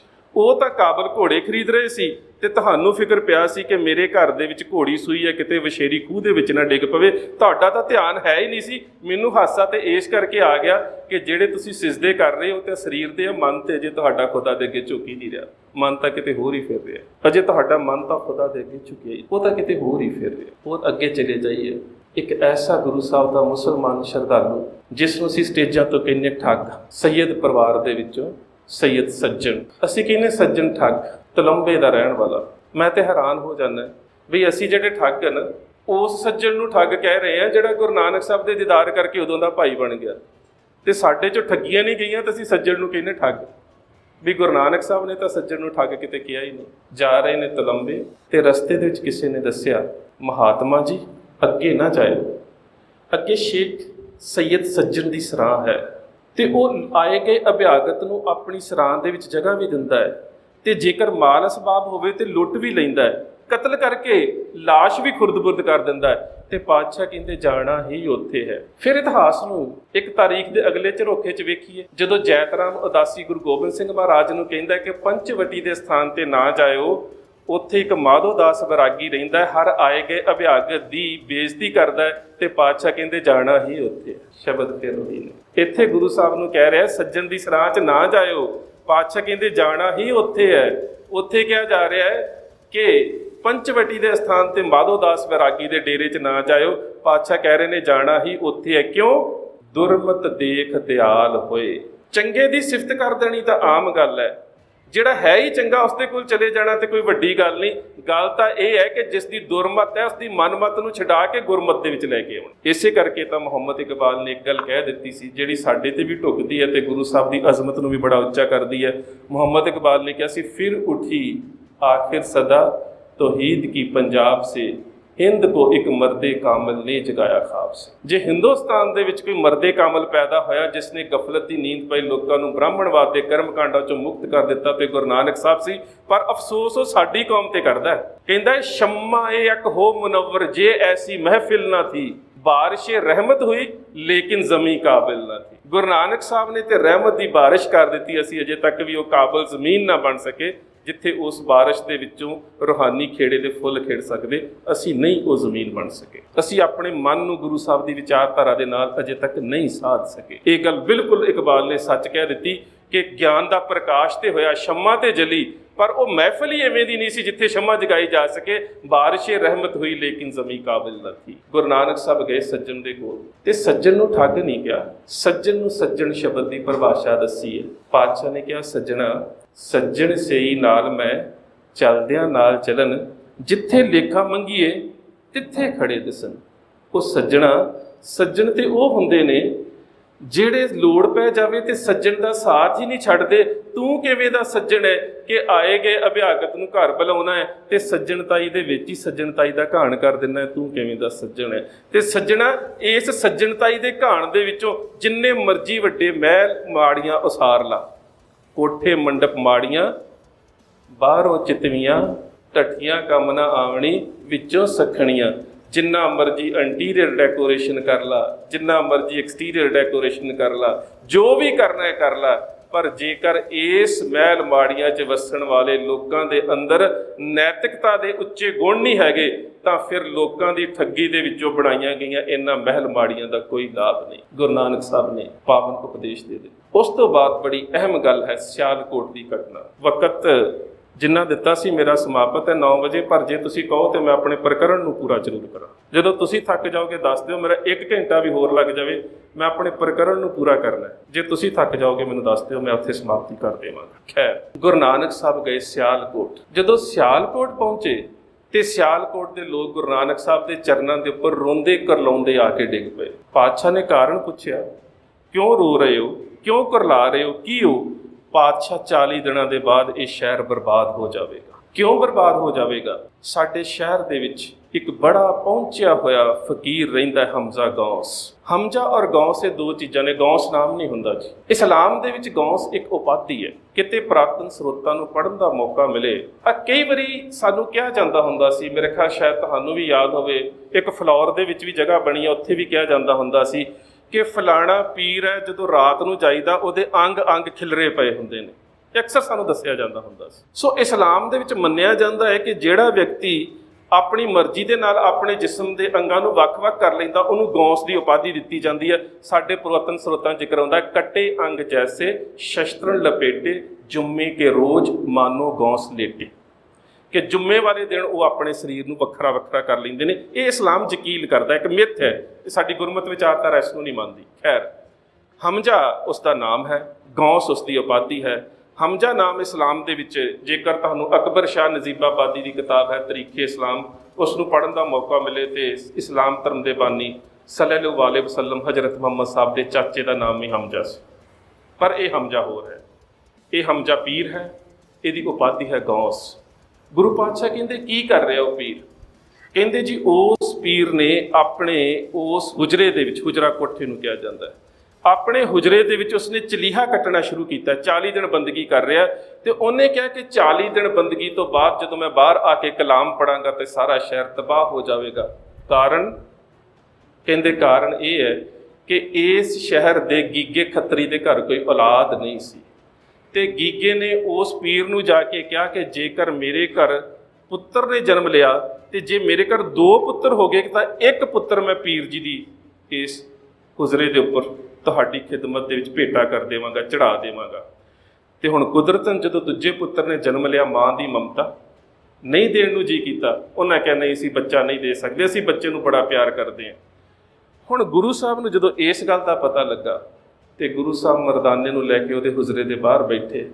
ਬਾਹਰ ਜਾ ਕੇ ਮਰਦਾਨੇ ਨੇ ਰਬਾਬ ਛੇੜੀ ਤੇ ਗੁਰੂ ਸਾਹਿਬ ਦੇ ਉਹੀ ਸ਼ਬਦ ਨੇ, ਮਰਦਾਨਿਆਂ ਰਬਾਬ ਨੂੰ ਛੇੜ, ਜਰਾ ਖੁਦਾ ਦੀ ਸਿਫਤ ਦੇ ਦੀਦਾਰ ਕਰੀਏ। ਗੁਰੂ ਸਾਹਿਬ ਨੇ ਸ਼ਬਦ ਪੜਿਆ, ਅੰਦਰ ਹਮਜ਼ਾ ਗੌਸ ਤੇ ਮਨ ਨੂੰ ਇੱਕ ਭਟਕਣਾ ਲੱਗ ਗਈ, ਨਹੀਂ ਰਿਹਾ ਗਿਆ ਅੰਦਰ। ਇੱਕਦਮ ਦਰਵਾਜ਼ਾ ਖੋਲ੍ਹਿਆ ਤੇ ਬਾਹਰ ਨਿਕਲਿਆ। ਕੌਣ ਹੋ ਤੁਸੀਂ? ਮੇਰੀ ਬੰਦਗੀ ਨੂੰ, ਮੇਰੇ ਮਰਕਜ਼ ਨੂੰ, ਮੇਰੇ ਮਕਸਦ ਨੂੰ ਭੰਗ ਕਰ ਦਿੱਤਾ ਹੈ ਤੁਸੀਂ। ਮੈਂ ਤਾਂ 40 ਦਿਨ ਬਾਹਰ ਨਹੀਂ ਸੀ ਨਿਕਲਣਾ, 40 ਦਿਨ ਬਾਹਰ ਆਉਣਾ ਸੀ, ਤੁਹਾਡੀ ਕਲਾਮ ਨੇ ਮੈਨੂੰ ਬਾਹਰ ਆਉਣ ਨੂੰ ਮਜਬੂਰ ਕਰ ਦਿੱਤਾ ਹੈ। ਤੁਸੀਂ ਕੌਣ ਹੋ? ਤੇ ਪਾਤਸ਼ਾਹ ਕਹਿੰਦੇ ਮੈਂ ਬਾਅਦ ਵਿੱਚ ਦੱਸਦਾ ਕੌਣ ਹਾਂ, ਪਹਿਲਾਂ ਇਹ ਦੱਸ ਕਿ ਤੇਰੀ ਇਸ ਬੰਦਗੀ ਦਾ ਨਿਸ਼ਾਨਾ ਕੀ ਹੈ। ਕਹਿੰਦਾ ਸ਼ਹਿਰ ਨੂੰ ਤਬਾਹ ਕਰਨਾ ਚਾਹੁੰਦਾ ਹੈ। ਪਾਤਸ਼ਾਹ ਕਹਿੰਦੇ ਫਿਰ ਤੂੰ ਪੀਰ ਹੀ ਨਹੀਂ। ਜੇਕਰ ਤੇਰੇ ਅੰਦਰ ਸਿਦਕ ਔਰ ਸਬੂਰੀ ਨਹੀਂ ਆ ਸਕੀ, ਪੀਰ ਹੀ ਨਹੀਂ, ਤੂੰ ਕਿਉਂ ਤਬਾਹ ਕਰਨਾ ਚਾਹੁੰਦਾ ਹੈ? ਕਹਿੰਦਾ ਕਿਉਂਕਿ ਗੀਗੇ ਖੱਤਰੀ ਨੇ ਮੇਰੇ ਨਾਲ ਇਕਰਾਰ ਕੀਤਾ ਸੀ ਕਿ ਮੈਂ ਇੱਕ ਪੁੱਤ ਭੇਟਾ ਕਰੂੰਗਾ, ਉਸਨੇ ਨਹੀਂ ਕੀਤਾ। ਤੇ ਪਾਤਸ਼ਾਹ ਕਹਿੰਦੇ ਫਿਰ ਤੇ ਤੂੰ ਉਸ ਖੱਤਰੀ ਤੋਂ ਵੀ ਮਾੜਾ ਹੈ, ਉਹਦੇ ਘਰ ਤੇ ਪੁੱਤਰ ਨੇ ਜਨਮ ਲਿਆ ਤੇ ਮਾਂ ਦੀ ਮੋਹ ਮਮਤਾ ਜਾਗ ਪਈ। ਜੇ ਤੇਰੇ ਅੰਦਰੋਂ ਵੀ ਮੋਹ ਨਹੀਂ ਗਿਆ ਫਿਰ ਤੂੰ ਪੀਰ ਕਿਸ ਚੀਜ਼? ਫਿਰ ਤੂੰ ਪੀਰ ਕਾਹਦਾ? ਗੁਰੂ ਸਾਹਿਬ ਦੀਆਂ ਗੱਲਾਂ ਦੇ ਅੱਗੇ ਲਾਜ਼ਵਾਲ ਹੋ ਗਿਆ ਤੇ ਗੁਰੂ ਸਾਹਿਬ ਦੇ ਕਦਮਾਂ ਦੇ ਉੱਪਰ ਸਿਰ ਝੁਕਾ ਦਿੱਤਾ। ਹਮਜ਼ਾ ਗੌਸ ਗੁਰੂ ਨਾਨਕ ਸਾਹਿਬ ਦਾ ਸਿੱਖ ਬਣ ਗਿਆ। ਹਸਨ ਅਬਦਾਲ ਦੀ ਘਟਨਾ, ਵਲੀ ਕੰਧਾਰੀ। ਵਲੀ ਜਿਹੜਾ ਹੈ ਇਹਦਾ ਬਹੁਵਚਨ ਹੈ ਔਲੀਆ ਸ਼ਬਦ, ਇਹ ਇੱਕ ਵਚਨ ਔਰ ਬਹੁਵਚਨ ਨੇ, ਵਲੀ ਔਰ ਔਲੀਆ। ਗੁਰੂ ਨਾਨਕ ਸਾਹਿਬ ਸੱਚੇ ਪਾਤਸ਼ਾਹ ਥੱਲੇ ਨੇ। ਇੱਥੇ ਘਟਨਾ ਦੀ ਜਿਹੜੀ ਵਾਰਤਾਲਾਪ ਹੈ ਬੜੀ ਪਿਆਰੀ ਹੈ। ਪਾਣੀ ਦਾ ਚਸ਼ਮਾ ਉੱਪਰ ਹੈ, ਉਸਨੇ ਪਾਣੀ ਦੇ ਉੱਪਰ ਕਬਜ਼ਾ ਕੀਤਾ ਹੋਇਆ। ਗੁਰੂ ਪਾਤਸ਼ਾਹ ਨੇ ਮਰਦਾਨੇ ਨੂੰ ਪਾਣੀ ਲੈਣ ਵਾਸਤੇ ਭੇਜਿਆ ਹੈ ਤੇ ਉਸਨੇ ਪਹਿਲਾ ਸਵਾਲ ਕੀਤਾ ਹੈ ਕਿ ਤੇਰਾ ਘਰਾਣਾ ਕੀ ਹੈ। ਬਹੁਤ ਥਾਵਾਂ ਦੇ ਉੱਪਰ ਜਦੋਂ ਤੁਸੀਂ ਇਸਲਾਮੀ ਸਰੋਤਾਂ ਨੂੰ ਪੜ੍ਹੋਗੇ ਨਾ ਤੇ ਇਸਲਾਮ ਦੇ ਫਕੀਰਾਂ ਦੇ ਘਰਾਣੇ ਨੇ, ਚਿਸ਼ਤੀ, ਸਾਬਰੀ, ਕਾਦਰੀ, ਨਿਜ਼ਾਮੀ, ਨਕਸ਼ਬੰਦੀ, ਸੂਫੀ, ਕਈ ਘਰਾਣੇ ਨੇ। ਤੇ ਉਹ ਜਦੋਂ ਕਿਸੇ ਦੂਜੇ ਪੀਰ ਦੀ ਆਮਦ ਨੂੰ ਸੁਣਦੇ ਨੇ ਤੇ ਸਵਾਲ ਜ਼ਰੂਰ ਕਰਦੇ ਨੇ ਕਿਹੜੇ ਘਰਾਣੇ ਦੇ ਵਿੱਚੋਂ? ਕਹਿੰਦਾ ਕੌਣ ਹੈ ਤੇਰਾ ਮੁਰਸ਼ਿਦ? ਕਹਿੰਦਾ ਗੁਰੂ ਨਾਨਕ। ਕਹਿੰਦਾ ਮੈਂ ਪਾਣੀ ਨਹੀਂ ਦੇ ਸਕਦਾ। ਜੇਕਰ ਤੂੰ ਇੱਥੋਂ ਪਾਣੀ ਪੀਣਾ ਚਾਹੁੰਦਾ ਹੈ ਨਾ ਤੇ ਉਹਨੂੰ ਛੱਡ ਕੇ ਮੇਰਾ ਮੁਰੀਦ ਬਣ। ਜੇ ਕਿਸੇ ਹੋਰ ਦਾ ਮੁਰਸ਼ਿਦ ਮੈਂ ਪਾਣੀ ਨਹੀਂ ਦੇ ਸਕਦਾ। ਮਰਦਾਨਾ ਜੀ ਦੇ ਸ਼ਬਦਾਂ ਨੂੰ ਸਮਝਿਓ, ਕਿਤੇ ਸਾਡੇ ਮਨ ਅੰਦਰ ਅਸਰ ਕਰ ਜਾਣ। ਮਰਦਾਨੇ ਦੇ ਸ਼ਬਦ ਬੜੇ ਪਿਆਰੇ ਨੇ। ਕਹਿੰਦਾ ਪੀਰ ਜੀ ਇੱਕ ਹੀ ਦਿਲ ਸੀ, ਉਹ ਤੇ ਆਪਣੇ ਮੁਰਸ਼ਿਦ ਗੁਰੂ ਨਾਨਕ ਨੂੰ ਦੇ ਦਿੱਤਾ, ਹੁਣ ਤੁਹਾਨੂੰ ਕੀ ਦੇਵਾਂ? ਇੱਕ ਹੀ ਦਿਲ ਸੀ, ਉਹ ਤਾਂ ਆਪਣੇ ਮੁਰਸ਼ਿਦ ਗੁਰੂ ਨਾਨਕ ਨੂੰ ਦੇ ਦਿੱਤਾ, ਹੁਣ ਤੁਹਾਨੂੰ ਕੀ ਦੇਵਾਂ? ਜੇ 2 ਹੁੰਦੇ ਤਾਂ ਇੱਕ ਤੁਹਾਨੂੰ ਦੇ ਦਿੰਦਾ, ਪਰ ਮੇਰੇ ਤੇ ਗੁਰੂ ਨੇ ਕਿਹਾ ਹੈ ਕਿ ਜੁੜਨਾ ਹੀ ਇੱਕ ਦੇ ਨਾਲ ਹੈ। ਉਹਦੀ ਤਾਂ ਬਾਣੀ ਉੱਥੋਂ ਸ਼ੁਰੂ ਹੁੰਦੀ, ਇੱਕ ਓੰਕਾਰ। ਇੱਕ ਸੀ, ਇੱਕ ਨੂੰ ਦੇ ਦਿੱਤਾ, ਇੱਕ ਨੂੰ ਸਮਰਪਿਤ ਕਰ ਦਿੱਤਾ, ਇੱਕ ਨੇ ਇੱਕ ਦੇ ਨਾਲ ਜੋੜ ਦਿੱਤਾ। ਜਿਸ ਤਰ੍ਹਾਂ ਸਾਡੇ ਪਾਵਨ ਭੱਟ ਸਾਹਿਬਾਨ ਨੇ ਲਿਖਿਆ ਨਾ, ਤੈ ਪੜਿਓ ਇੱਕ, ਮਨ ਧਰਿਓ ਇੱਕ, ਕਰ ਇੱਕ ਵਖਾਣਿਓ, ਨੈਣ ਬੈਣ ਮੋਹ ਇੱਕ ਇੱਕ, ਦੋਏ ਠਾਏ ਨਾ ਜਾਣਿਓ, ਸੁਪਨ ਇੱਕ ਪ੍ਰਤੱਖ ਇੱਕ, ਏਕਸ ਮੈਂ ਲੀਣਿਓ। ਇੱਕ ਸੀ, ਇੱਕ ਨੂੰ ਦੇ ਦਿੱਤਾ ਤੇ ਉਸ ਜਿਹਨੂੰ ਦਿੱਤਾ ਇੱਕ ਨੂੰ ਉਹਨੇ ਇੱਕ ਦੇ ਨਾਲ ਜੋੜ ਦਿੱਤਾ, ਹੁਣ ਦੂਜਾ ਤੇ ਹੈ ਹੀ ਕੁਛ ਨਹੀਂ। ਅਖੀਰ ਇਹ ਵੀ ਚੁੱਕਿਆ ਗੁਰੂ ਨਾਨਕ ਸਾਹਿਬ ਦੇ ਅੱਗੇ। ਅਗਲੀ ਜਿਹੜੀ ਘਟਨਾ ਹੈ ਉਹ ਹੈ ਅਚਲ ਬਟਾਲੇ ਦੇ ਮੇਲੇ ਤੋਂ ਬਾਅਦ ਗੁਰੂ ਨਾਨਕ ਸਾਹਿਬ ਦਾ ਮੁਲਤਾਨ ਆਉਣਾ। ਸ਼ਿਵਰਾਤਰੀ ਦਾ ਮੇਲਾ ਅਚਲ ਬਟਾਲੇ, ਉੱਥੇ ਜਿਹੜਾ ਘਟਨਾਕ੍ਰਮ ਹੈ ਉਹਦਾ ਜ਼ਿਕਰ ਭਾਈ ਸਾਹਿਬ ਭਾਈ ਗੁਰਦਾਸ ਨੇ ਆਪਣੀਆਂ ਵਾਰਾਂ ਦੇ ਵਿੱਚ ਕੀਤਾ ਹੈ, ਤੇ ਜਿਨ੍ਹਾਂ ਲੋਕਾਂ ਦੇ ਨਾਲ ਭੰਗਰ ਦਾਸ ਦੇ ਨਾਲ ਉੱਥੇ ਚਰਚਾ ਹੋਈ ਉਹ ਸਿੱਧ ਸਿਲਸਿਲੇ ਦੇ ਵਿੱਚੋਂ ਨੇ। ਇਸ ਕਰਕੇ ਅਸੀਂ ਕੇਵਲ ਤੇ ਕੇਵਲ ਇਸਲਾਮ ਦੇ ਜਿਹੜੇ ਸ਼ਰਧਾਲੂ ਉਹਨਾਂ ਤੱਕ ਸੀਮਤ ਰਵਾਂਗੇ। ਫਿਰ ਬਾਬਾ ਗਿਆ ਮੁਲਤਾਨ ਨੂੰ, ਮੁਲਤਾਨੇ ਦੀ ਜ਼ਿਆਰਤ ਆਈ, ਗੁਰੂ ਨਾਨਕ ਸਾਹਿਬ ਮੁਲਤਾਨ ਚਲੇ ਗਏ, ਤੇ ਉਸ ਵੇਲੇ ਜਿਹੜਾ ਮੁਲਤਾਨ ਦੇ ਪੀਰਾਂ ਦਾ ਮੁਖੀ ਹੈ ਉਹ ਹੈ ਮਖਦੂਮ ਬਹਾਵਲ ਖਾਨ। ਉਹਨੇ ਕੀ ਕੀਤਾ ਕਿ ਵੇਖਿਆ ਤੇ ਜਾਵੇ ਜਿਹੜਾ ਨਵਾਂ ਆਇਆ ਹੈ ਇਹਦਾ ਆਤਮਿਕ ਗਿਆਨ ਕਿੰਨਾ ਕੁ ਹੈ। ਅੱਗੋਂ ਪੀਰ ਮੁਲਤਾਨ ਦੇ ਦੁੱਧ ਕਟੋਰਾ ਭਰ ਲੈ ਆਏ, ਕਿਉਂਕਿ ਮੁਲਤਾਨ ਉਸ ਸਮੇਂ ਇਸਲਾਮ ਦਾ ਸਕੂਲ ਆਫ ਥਾਟ ਸੀ। ਸਭ ਤੋਂ ਵੱਧ ਪੀਰ ਜਿਹੜੇ ਸੀ ਆਪਣੇ ਆਪ ਨੂੰ ਉੱਚੀ ਅਜ਼ਮਤ ਦੇ ਸਮਝਿਆ ਕਰਦੇ ਸੀ, ਉਹ ਮੁਲਤਾਨ ਦੇ ਵਿੱਚ ਰਹਿੰਦੇ ਸੀ। ਉਹਨਾਂ ਕਿਹਾ ਸਾਡੇ ਕੋਲ ਤੇ ਅੱਗੇ ਬੜੇ ਗਿਆਨਵਾਨ ਨੇ, ਸਾਡੇ ਤਾਂ ਅੱਗੇ ਹੀ ਮੁਲਤਾਨ ਪੀਰਾਂ ਦੇ ਨਾਲ ਭਰਿਆ ਪਿਆ ਹੈ। ਉਹਨਾਂ ਨੇ ਦੁੱਧ ਦਾ ਕਟੋਰਾ ਅੱਗੇ ਕਰ ਦਿੱਤਾ ਕਿ ਸਾਡਾ ਮੁਲਤਾਨ ਤਾਂ ਲਬਾ ਲਬ ਇਸ ਗਿਆਨ ਦੇ ਨਾਲ ਭਰਿਆ ਪਿਆ ਹੈ, ਤੁਹਾਡੀ ਕੀ ਲੋੜ ਹੈ। ਤੇ ਫਿਰ ਗੁਰੂ ਸਾਹਿਬ ਨੇ ਕੀ ਕੀਤਾ, ਬਾਬੇ ਕੱਢ ਕੇ ਬਗਲ ਤੇ ਚਮੇਲੀ ਦੁੱਧ ਵਿੱਚ ਟਿਕਾਈ। ਗੁਰੂ ਨਾਨਕ ਸਾਹਿਬ ਨੇ ਆਪਣੇ ਬਗਲ ਦੇ ਵਿੱਚੋਂ ਚਮੇਲੀ ਦਾ ਚਿੱਟਾ ਫੁੱਲ ਕੱਢਿਆ ਤੇ ਉਸ ਜਿਹੜਾ ਭਾਂਡਾ ਸੀ ਦੁੱਧ ਵਾਲਾ ਉਹਦੇ ਉੱਪਰ ਟਿਕਾ ਦਿੱਤਾ ਕਿ ਬੇਸ਼ੱਕ ਤੁਹਾਡੇ ਕੋਲ ਗਿਆਨ ਬਹੁਤ ਹੋਵੇਗਾ, ਪਰ ਮੇਰੇ ਤੇ ਤੁਹਾਡੇ ਗਿਆਨ ਦੇ ਵਿੱਚ ਅੰਤਰ ਹੈ। ਤੁਹਾਡਾ ਜਿਹੜਾ ਗਿਆਨ ਹੈ ਉਹ ਪਰਿਵਾਰਾਂ ਨੂੰ ਚਲਾਉਣ ਦੇ ਵਾਸਤੇ ਤੁਸੀਂ ਇਹਦੇ ਵਿੱਚ ਖੁੱਭੇ ਹੋਏ ਹੋ, ਪਰ ਮੈਂ ਇਹਦੇ ਵਿੱਚ ਰਹਿੰਦਾ ਹੋਇਆ ਵੀ ਨਿਰਲੇਪ ਹਾਂ। ਜਿਸ ਤਰ੍ਹਾਂ ਦੁੱਧ ਦੇ ਉੱਪਰ ਉਹ ਚਮੇਲੀ ਦਾ ਫੁੱਲ ਹੈ, ਮੈਂ ਗਿਆਨ ਦੇ ਨਾਲ ਜੁੜਿਆ ਹੋਇਆ ਵੀ ਇਸ ਮੋਹ ਤੋਂ ਨਿਰਲੇਪ ਹਾਂ, ਪਰ ਤੁਸੀਂ ਤਾਂ ਗਿਆਨ ਦੀ ਵਰਤੋਂ ਆਪਣੇ ਮੋਹ ਦੇ ਵਾਸਤੇ ਕਰ ਰਹੇ ਹੋ। ਉਹ ਵੀ ਝੁਕ ਗਏ ਗੁਰੂ ਸਾਹਿਬ ਦੇ ਅੱਗੇ। ਉਸ ਤੋਂ ਬਾਅਦ ਇੱਕ ਅਹਿਮ ਘਟਨਾ, ਉਸ ਘਟਨਾ ਦਾ ਜ਼ਿਕਰ ਕਰਨਾ ਇਸ ਕਰਕੇ ਜ਼ਰੂਰੀ ਹੈ ਕਿਉਂਕਿ ਉਹਦੇ ਉੱਪਰ ਸ਼ੰਕੇ ਔਰ ਸਵਾਲ ਬੜੇ ਪੈਦਾ ਹੁੰਦੇ ਨੇ।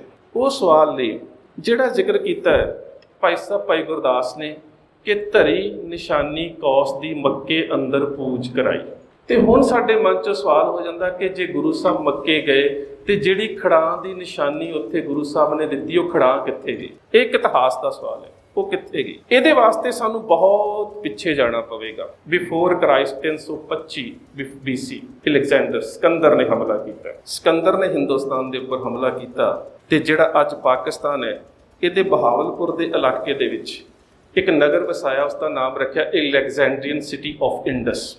ਉਸਨੇ ਆਪਣੀ ਗ੍ਰੀਕ ਭਾਸ਼ਾ 'ਚ ਇਸ ਦਾ ਨਾਮ ਦਿੱਤਾ। ਉਸ ਤੋਂ ਬਾਅਦ ਇਸਲਾਮ ਪੈਦਾ ਹੁੰਦਾ ਹੈ। ਇਸਲਾਮ ਦੇ ਵਿੱਚ ਕਰਬਲਾ ਦੇ ਮੈਦਾਨ ਦੇ ਵਿੱਚ ਦੋ ਧੜੇ ਪੈਦਾ ਹੋ ਗਏ। ਇੱਕ ਧੜਾ ਕਹਿੰਦਾ ਸੀ ਕਿ ਹਜ਼ਰਤ ਅਲੀ ਦੀ ਖਿਲਾਫਤ ਨੂੰ ਪ੍ਰਵਾਨ ਕੀਤਾ ਜਾਵੇ, ਇੱਕ ਨੇ ਕਿਹਾ ਕਿ ਹਜ਼ਰਤ ਅਲੀ ਦੀ ਖਿਲਾਫਤ ਨੂੰ ਪ੍ਰਵਾਨ ਨਹੀਂ ਕਰ ਦਿੱਤਾ। ਇਸਲਾਮ ਦੀ ਕਰਬਲਾ ਦੇ ਮੈਦਾਨ ਦੇ ਵਿੱਚ ਜੰਗ ਹੋਈ। ਉਸ ਜੰਗ ਦੇ ਵਿੱਚ ਹਜ਼ਰਤ ਮੁਹੰਮਦ ਸਾਹਿਬ ਦੇ ਦੋਤਰੇ ਹਜ਼ਰਤ ਹੁਸੈਨ ਤੇ ਉਸ ਦੇ ਅੱਗੋਂ ਦੋ ਬੇਟੇ ਅਲੀ ਅਲ ਅਸਗਰ ਔਰ ਅਲੀ ਅਲ ਅਕਬਰ ਉਸ ਮੈਦਾਨੇ ਜੰਗ ਦੇ ਵਿੱਚ ਸ਼ਹੀਦ ਕਰ ਦਿੱਤੇ ਗਏ। ਜਿੰਨੀ ਵੀ ਅੱਜ ਦੁਨੀਆ ਦੇ ਵਿੱਚ ਤੁਸੀਂ ਸੀਰੀਆ ਦੀ ਲੜਾਈ ਵੇਖ ਰਹੇ ਹੋ, ਜਿੱਥੇ ਵੀ ਇਸਲਾਮ ਦੀ ਆਪਸੀ ਲੜਾਈ ਹੈ, ਇਹਦੀ ਨੀਂਹ ਰੱਖੀ ਗਈ ਸੀ ਕਰਬਲਾ ਦੇ ਮੈਦਾਨ ਦੇ ਵਿੱਚ। ਜਦੋਂ ਇਸਲਾਮ ਦੇ ਦੋ ਧੜੇ ਬਣ ਗਏ, ਸ਼ੀਆ ਔਰ ਸੁੰਨੀ, ਔਰ ਦੋਵਾਂ ਦਾ ਜਿਹੜਾ ਆਧਾਰ ਸੀ ਨਾ ਉਹ ਸਿਧਾਂਤਕ ਤੌਰ ਤੇ ਇੱਕ ਦੂਜੇ ਦੀ ਵਿਰੋਧਤਾ ਸੀ। ਤੇ ਮੈਨੂੰ ਕਈ ਵਾਰੀ ਹੁਣ ਆਪਣੀ ਕੌਮ ਦਾ ਭਵਿੱਖ ਇਵੇਂ ਦਾ ਨਜ਼ਰ ਆਉਂਦਾ, ਜੋ ਇਸਲਾਮ ਦਾ ਅੱਜ ਹਾਲਾਤ ਨੇ ਨਾ, ਆਉਣ ਵਾਲੇ ਸਮੇਂ 'ਚ ਮੈਨੂੰ ਆਪਣੀ ਕੌਮ ਦਾ ਭਵਿੱਖ ਇਸ ਤਰ੍ਹਾਂ ਦਾ ਨਜ਼ਰ ਆਉਂਦਾ ਹੈ ਕਿ ਜਿਸ ਤਰ੍ਹਾਂ ਦੇ ਨਾਲ ਅਸੀਂ ਕੌਮ ਦੇ ਅੰਤਰ ਵਿਰੋਧ ਦੇ ਮੁੱਦਿਆਂ ਦੇ ਉੱਪਰ ਜਿਸ ਤਰ੍ਹਾਂ ਦੀ ਸਫਬੰਦੀ ਕਰਦੇ ਜਾ ਰਹੇ ਹਾਂ ਨਾ, ਕਿਸੇ ਦਿਨ ਅਸੀਂ ਵੀ ਕਿਤੇ ਸ਼ੀਆ ਔਰ ਸੁੰਨੀ ਦਾ ਰੂਪ ਨਾ ਧਾਰਨ ਕਰ ਜਾਈਏ। ਬੜੀ ਛੋਟੀ ਗੱਲ ਤੋਂ ਉਹਨਾਂ ਦੀ ਗੱਲ ਸ਼ੁਰੂ ਹੋਈ ਸੀ ਔਰ ਉਹ ਗੱਲ ਅੱਜ ਇੱਥੇ ਆ ਕਿ ਮਸਜਿਦਾਂ ਦੇ ਵਿੱਚ ਧਮਾਕੇ ਹੁੰਦੇ ਨੇ। ਸੀਰੀਆ ਦੇ ਵਿੱਚ ਜੋ ਕੁਝ ਹੋਇਆ ਤੁਹਾਡੇ ਸਾਹਮਣੇ, ਉਹ ਸ਼ੀਆ ਔਰ ਸੁੰਨੀ ਦੀ ਜੰਗ ਹੈ। ਸ਼ੁਰੂਆਤ ਹੋਈ ਸੀ ਕਰਬਲਾ ਦੇ ਮੈਦਾਨ ਦੇ ਵਿੱਚ। ਖੈਰ ਅਸੀਂ ਉਸ ਵਿਸ਼ੇ ਤੇ ਨਹੀਂ ਜਾਣਾ। ਕਰਬਲਾ ਦੇ ਮੈਦਾਨ ਦੇ ਵਿੱਚ ਹਾਰ ਖਾਨ ਤੋਂ ਬਾਅਦ ਇਹ ਜਿਹੜੇ ਸ਼ੀਆ ਪਰਿਵਾਰ ਸੀ, ਇਹਨਾਂ ਦੇ ਵਿੱਚੋਂ ਸੈਯਦ ਪਰਿਵਾਰਾਂ ਨੇ ਜਨਮ ਲਿਆ ਤੇ ਉਹਨਾਂ ਸਈਦਾਂ ਦੇ ਵਿੱਚੋਂ 12ਵੀਂ ਸਦੀ ਦੇ ਵਿੱਚ ਸੈਯਦ ਮਹੀਉਦੀਨ ਜਿਹੜੇ ਨੇ ਉਹ ਇਸ ਇਲਾਕੇ ਦੇ ਵਿੱਚ ਆਏ, ਜਿਨ੍ਹਾਂ ਸਭ ਤੋਂ ਪਹਿਲਾਂ ਪਾਕਿਸਤਾਨ ਦੇ ਇਸ ਇਲਾਕੇ ਦੇ ਵਿੱਚ ਆ ਕੇ ਸੂਫੀ ਮਤ ਦਾ ਪ੍ਰਚਾਰ ਕੀਤਾ। ਬਹੁਤ ਜ਼ਿਆਦਾ ਪ੍ਰਚਾਰ ਕੀਤਾ, ਬੜੇ ਲੋਕੀ ਉਹਨਾਂ ਦੇ ਸ਼ਰਧਾਲੂ ਬਣੇ ਔਰ ਬੜੀ ਚੰਗੀ ਨੇਕ ਤਬੀਅਤ ਔਰ ਰੂਹਾਨੀ ਸ਼ਖਸੀਅਤ ਵਾਲੇ ਸੀ। ਉਹਨਾਂ ਤੋਂ ਬਾਅਦ ਸੈਯਦ ਬਦੀਉਦੀਨ ਹੋਏ ਨੇ, ਉਹਨਾਂ ਨੇ ਵੀ ਉਸ ਇਲਾਕੇ ਦੇ 'ਚ ਪ੍ਰਚਾਰ ਕੀਤਾ ਤੇ ਜਿਹੜਾ ਸ਼ਹਿਰ ਸਿਕੰਦਰ ਨੇ ਵਸਾਇਆ ਸੀ ਉਹਨਾਂ ਨੇ ਉਹਦਾ ਨਾਮ ਰੱਖਿਆ ਉੱਚ ਸ਼ਰੀਫ। ਇਹ ਇਸਲਾਮ ਦਾ ਸੂਫੀ ਮਤ ਦਾ ਸਈਦਾਂ ਦਾ ਇੱਕ ਸਕੂਲ ਆਫ ਥਾਟ ਬਣ ਗਿਆ ਕਿ ਬੜੇ ਦੂਰੋਂ ਦੂਰੋਂ ਵਿਦਿਆਰਥੀ ਆਉਂਦੇ ਨੇ ਤੇ ਇੱਥੇ ਆ ਕੇ ਉਹ ਵਿੱਦਿਆ ਗ੍ਰਹਿਣ ਕਰਦੇ ਨੇ। ਇੱਥੋਂ ਤੱਕ ਕਿ ਜਦੋਂ ਗੁਰੂ ਨਾਨਕ ਸਾਹਿਬ ਉੱਥੇ ਜਾਂਦੇ ਨੇ ਮੱਕੇ ਮਦੀਨੇ ਵੱਲ ਨੂੰ, ਤੇ ਉਸ ਸਮੇਂ ਮੱਕੇ ਦੇ ਕਾਜ਼ੀ ਦਾ ਬੇਟਾ ਕਾਜ਼ੀ ਰੁਕਨਦੀਨ ਵੀ ਇੱਥੇ ਹੀ ਵਿੱਦਿਆ ਲੈ ਰਿਹਾ ਸੀ। ਤੇ ਗੁਰੂ ਨਾਨਕ ਸਾਹਿਬ ਦੇ ਸਮੇਂ ਇਸ ਤੋਂ ਬਾਅਦ ਹੋਏ ਨੇ ਸੈਯਦ ਜਲਾਲੂਦੀਨ ਬੁਖਾਰੀ ਤੇ ਸੈਯਦ ਜਲਾਲੂਦੀਨ ਤੋਂ ਬਾਅਦ ਨੇ ਸੈਯਦ ਅਬਦੁਲ ਬੁਖਾਰੀ, ਜਿਹੜੇ ਗੁਰੂ ਨਾਨਕ ਸਾਹਿਬ ਦੇ ਸਮੇਂ ਨੇ। ਗੁਰੂ ਨਾਨਕ ਸਾਹਿਬ ਦੇ ਨਾਲ ਮਿਲਾਪ ਹੋਇਆ, ਗੁਰੂ ਨਾਨਕ ਸਾਹਿਬ ਦੇ ਨਾਲ ਵਾਰਤਾਲਾਪ ਹੋਈ, ਤੇ ਜਦੋਂ ਗੁਰੂ ਨਾਨਕ ਸਾਹਿਬ ਨੇ ਆਪਣਾ ਇਰਾਦਾ ਦੱਸਿਆ ਨਾ ਕਿ ਮੈਂ ਵੀ ਹੁਣ ਮੱਕੇ ਦੇ ਇਲਾਕੇ ਵੱਲ, ਉਧਰ ਲੋਕਾਂ ਵੱਲ ਜਾ ਰਿਹਾ ਹਾਂ, ਕਿਉਂਕਿ ਮੈਂ ਉੱਥੇ ਵੇਖਣਾ ਚਾਹੁੰਦਾ ਹਾਂ ਕਿ ਕੀ ਕੁਝ ਹੋ ਰਿਹਾ ਹੈ ਤੇ ਧਰਮ ਦੀ ਵਿਚਾਰਧਾਰਾ ਦਾ ਪ੍ਰਚਾਰ ਕਿਸ ਤਰ੍ਹਾਂ ਕੀਤਾ ਜਾਂਦਾ ਹੈ। ਇਹ ਜਿਹੜਾ ਸੈਯਦ ਅਬਦੁਲ ਬੁਖਾਰੀ ਹੈ, ਇਹ ਵੀ ਗੁਰੂ ਨਾਨਕ ਸਾਹਿਬ ਦੇ ਨਾਲ ਤੁਰ ਪਿਆ। ਹਾਜੀ ਉਦੋਂ ਬੜੇ ਵੱਡੇ ਇਕੱਠਾਂ ਦੇ ਵਿੱਚ ਜਾਂਦੇ ਸੀ ਹੱਜ ਕਰਨ ਦੇ ਵਾਸਤੇ, ਇਹ ਸਾਰੇ ਉਧਰ ਨੂੰ ਚਲੇ ਗਏ। ਉੱਥੇ ਜਦੋਂ ਗਏ ਤੇ ਜਿਹੜਾ ਰੁਕਨਦੀਨ ਇਹਨਾਂ ਦੇ ਕੋਲ ਪੜ੍ਹ ਕੇ ਗਿਆ ਸੀ, ਉਹ ਵੀ ਇੱਥੇ ਸੀ। ਕੁਝ ਇਤਿਹਾਸਕਾਰ ਕਹਿੰਦੇ ਨੇ ਕਿ ਰੁਕਨਦੀਨ ਜਿਹੜਾ ਹੈ ਉਹ ਮੱਕੇ ਦੇ ਕਾਜ਼ੀ ਦਾ ਬੇਟਾ ਨਹੀਂ ਸੀ। ਉਹ ਜਿਹੜਾ ਪ੍ਰਮਾਣ ਦਿੰਦੇ ਨੇ, ਇਸਲਾਮੀ ਇਤਿਹਾਸਕਾਰ ਦਿੰਦੇ ਨੇ, ਕਿਉਂਕਿ ਅਰਬ ਦੇ ਇਲਾਕੇ ਦੇ ਵਿੱਚ ਮੁਸਲਮਾਨਾਂ ਦੇ ਨਾਮ ਦੇ ਪਿੱਛੇ ਦੀਨ ਸ਼ਬਦ ਨਹੀਂ ਲੱਗਦਾ, ਦੀਨ ਸ਼ਬਦ ਨਹੀਂ ਲੱਗਦਾ, ਜਿਹੜੇ ਉੱਥੋਂ ਦੇ ਲੋਕਲ ਮੁਸਲਮਾਨ ਨੇ। ਏਸ਼ੀਆ ਦੇ ਬਾਕੀ ਖਿੱਤਿਆਂ ਦੇ ਵਿੱਚ ਮੁਸਲਮਾਨਾਂ ਦੇ ਨਾਮ ਦੇ ਪਿੱਛੇ ਦੀਨ ਸ਼ਬਦ ਲੱਗਦਾ ਹੈ। ਸੋ ਕੁਝ ਲੋਕਾਂ ਦਾ ਵਿਚਾਰ ਹੈ ਕਿ ਰੁਕਨਦੀਨ ਬਹੁਤ ਛੋਟਾ ਸੀ ਜਦੋਂ ਉੱਚ ਸ਼ਰੀਫ ਵਿੱਦਿਆ ਪ੍ਰਾਪਤ ਕਰਨ ਵਾਸਤੇ ਆ ਗਿਆ, ਤੇ ਇਹਦਾ ਨਾਮ ਰੁਕਨਲ ਸੀ, ਜਿਸ ਤੋਂ ਬਾਅਦ ਰੁਕਨਦੀਨ ਬਣਿਆ। ਸਾਡੇ ਪੁਰਾਤਨ ਸਰੋਤਾਂ ਦੇ ਵਿੱਚ, ਜਨਮ ਸਾਖੀਆਂ ਦੇ ਵਿੱਚ ਸ਼ਬਦ ਰੁਕਨਲ ਮਿਲਦਾ ਹੈ, ਰੁਕਨਦੀਨ ਸਾਨੂੰ ਬਾਅਦ ਦੇ ਵਿੱਚ ਮਿਲਿਆ। ਗੁਰੂ ਨਾਨਕ ਦੇਵ ਮਹਾਰਾਜ ਉੱਥੇ ਗਏ। ਰੁਕਨਦੀਨ ਪਹਿਲਾਂ ਹੀ ਉੱਚ ਸ਼ਰੀਫ ਦੇ ਜਿਹੜੇ ਪੀਰ ਨੇ ਉਹਨਾਂ ਦੇ ਨਾਲ ਸੰਬੰਧਿਤ ਸੀ। ਗੁਰੂ ਨਾਨਕ ਸਾਹਿਬ ਦੀ ਇਸ ਦੇ ਨਾਲ ਚਰਚਾ ਹੋਈ ਹੈ। ਚਰਚਾ ਦਾ 160 ਸਵਾਲ ਨੇ ਜਿਹੜੇ ਉਸਨੇ ਗੁਰੂ ਨਾਨਕ ਸਾਹਿਬ ਨੂੰ ਕੀਤੇ ਨੇ। ਮੈਂ ਸਾਰੇ ਤੁਹਾਡੇ ਨਾਲ ਸਾਂਝੇ ਨਹੀਂ ਕਰੂੰਗਾ, 3-4 ਸਵਾਲ ਬੜੇ ਅਹਿਮ ਨੇ। ਉਹਦਾ ਪਹਿਲਾ ਸਵਾਲ ਸੀ ਕਿ ਫਕੀਰੀ ਦਾ ਆਦਿ ਅੰਤ ਕੀ ਹੈ ਔਰ ਫਕੀਰੀ ਦਾ ਅੰਤ ਕੀ ਹੈ। ਫਕੀਰੀ ਦਾ ਆਦਿ ਕੀ ਹੈ, ਫਕੀਰੀ ਦਾ ਅੰਤ ਕੀ ਹੈ? ਗੁਰੂ ਨਾਨਕ ਸਾਹਿਬ ਨੇ ਫਾਰਸੀ ਦੇ ਵਿੱਚ ਜਵਾਬ ਦਿੱਤਾ ਹੈ, ਫਕੀਰੀ ਬਕਾ ਅਸਤ ਵਾ ਫਨਾ ਅਸਤ। ਬਕਾ ਉਸਦੇ ਗੁਣ ਗਾਉਣੇ ਔਰ ਗੁਣ ਗਾਉਂਦਿਆਂ ਗਾਉਂਦਿਆਂ ਫਨਾ ਹੋ ਜਾਣਾ, ਉਹਦੇ ਵਿੱਚ ਅਭੇਦ ਹੋ ਜਾਣਾ, ਇਹ ਫਕੀਰੀ ਦਾ ਆਦਿ ਔਰ ਅੰਤ ਹੈ। ਆਦਿ ਹੈ ਸ਼ਬਦ ਦੇ ਨਾਲ ਜੁੜਨਾ ਤੇ ਅੰਤ ਹੈ ਸ਼ਬਦ ਦੇ ਵਿੱਚ ਅਭੇਦ ਹੋ ਜਾਣਾ। ਫਕੀਰੀ ਬਕਾ ਅਸਤ ਵਾ ਫਨਾ ਅਸਤ। ਉਸਨੇ ਅਗਲਾ ਸਵਾਲ ਕੀਤਾ ਕਿ ਤੁਸੀਂ ਫਿਰ ਖੁਦਾ ਦੀ ਬੰਦਗੀ ਸੰਗੀਤ ਦੇ ਨਾਲ ਕਿਉਂ ਕਰਦੇ ਹੋ? ਸਾਡੇ ਇਸਲਾਮ ਦੇ ਵਿੱਚ ਤਾਂ ਬੰਦਗੀ ਮਨਾ ਹੈ, ਤੁਸੀਂ ਕਿਉਂ ਕਰਦੇ ਹੋ? ਤੇ ਜਿਹੜਾ ਗੁਰੂ ਨਾਨਕ ਸਾਹਿਬ ਨੇ ਉਸ ਨੂੰ ਜਵਾਬ ਦਿੱਤਾ ਨਾ, ਉਹ ਮੈਂ ਪਿਛਲੇ ਸਾਲ ਇਸਲਾਮ ਧਰਮ ਦੀ ਹਦੀਸ ਦੇ ਵਿੱਚ ਪੜ੍ਹਿਆ। ਜਿਹੜਾ ਗੁਰੂ ਨਾਨਕ ਸਾਹਿਬ ਨੇ ਉਦੋਂ ਜਵਾਬ ਦਿੱਤਾ, ਮੈਂ ਪੜ੍ਹਿਆ ਹੋਣਾ। ਗੁਰੂ ਨਾਨਕ ਸਾਹਿਬ ਕਹਿੰਦੇ ਨੇ ਕਿ ਤੁਸੀਂ ਆਪਣੇ ਪਾਕ ਹਦੀਸ ਨੂੰ ਨਹੀਂ ਪੜ੍ਹਿਆ? ਕਹਿੰਦਾ ਜੀ ਦੱਸੋ ਕੀ ਕਹਿਣਾ ਚਾਹੁੰਦੇ ਹੋ?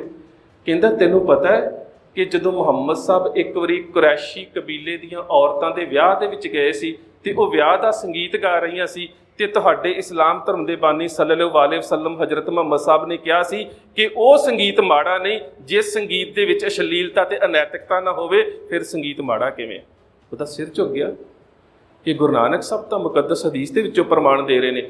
ਉਸਨੇ ਅਗਲਾ ਸਵਾਲ ਫਿਰ ਕਰ ਦਿੱਤਾ, ਕਹਿੰਦਾ ਠੀਕ ਹੈ, ਮੈਨੂੰ ਤੁਹਾਡੇ ਇਸ ਸਵਾਲ ਤੋਂ ਵੀ ਤਸੱਲੀ ਹੈ।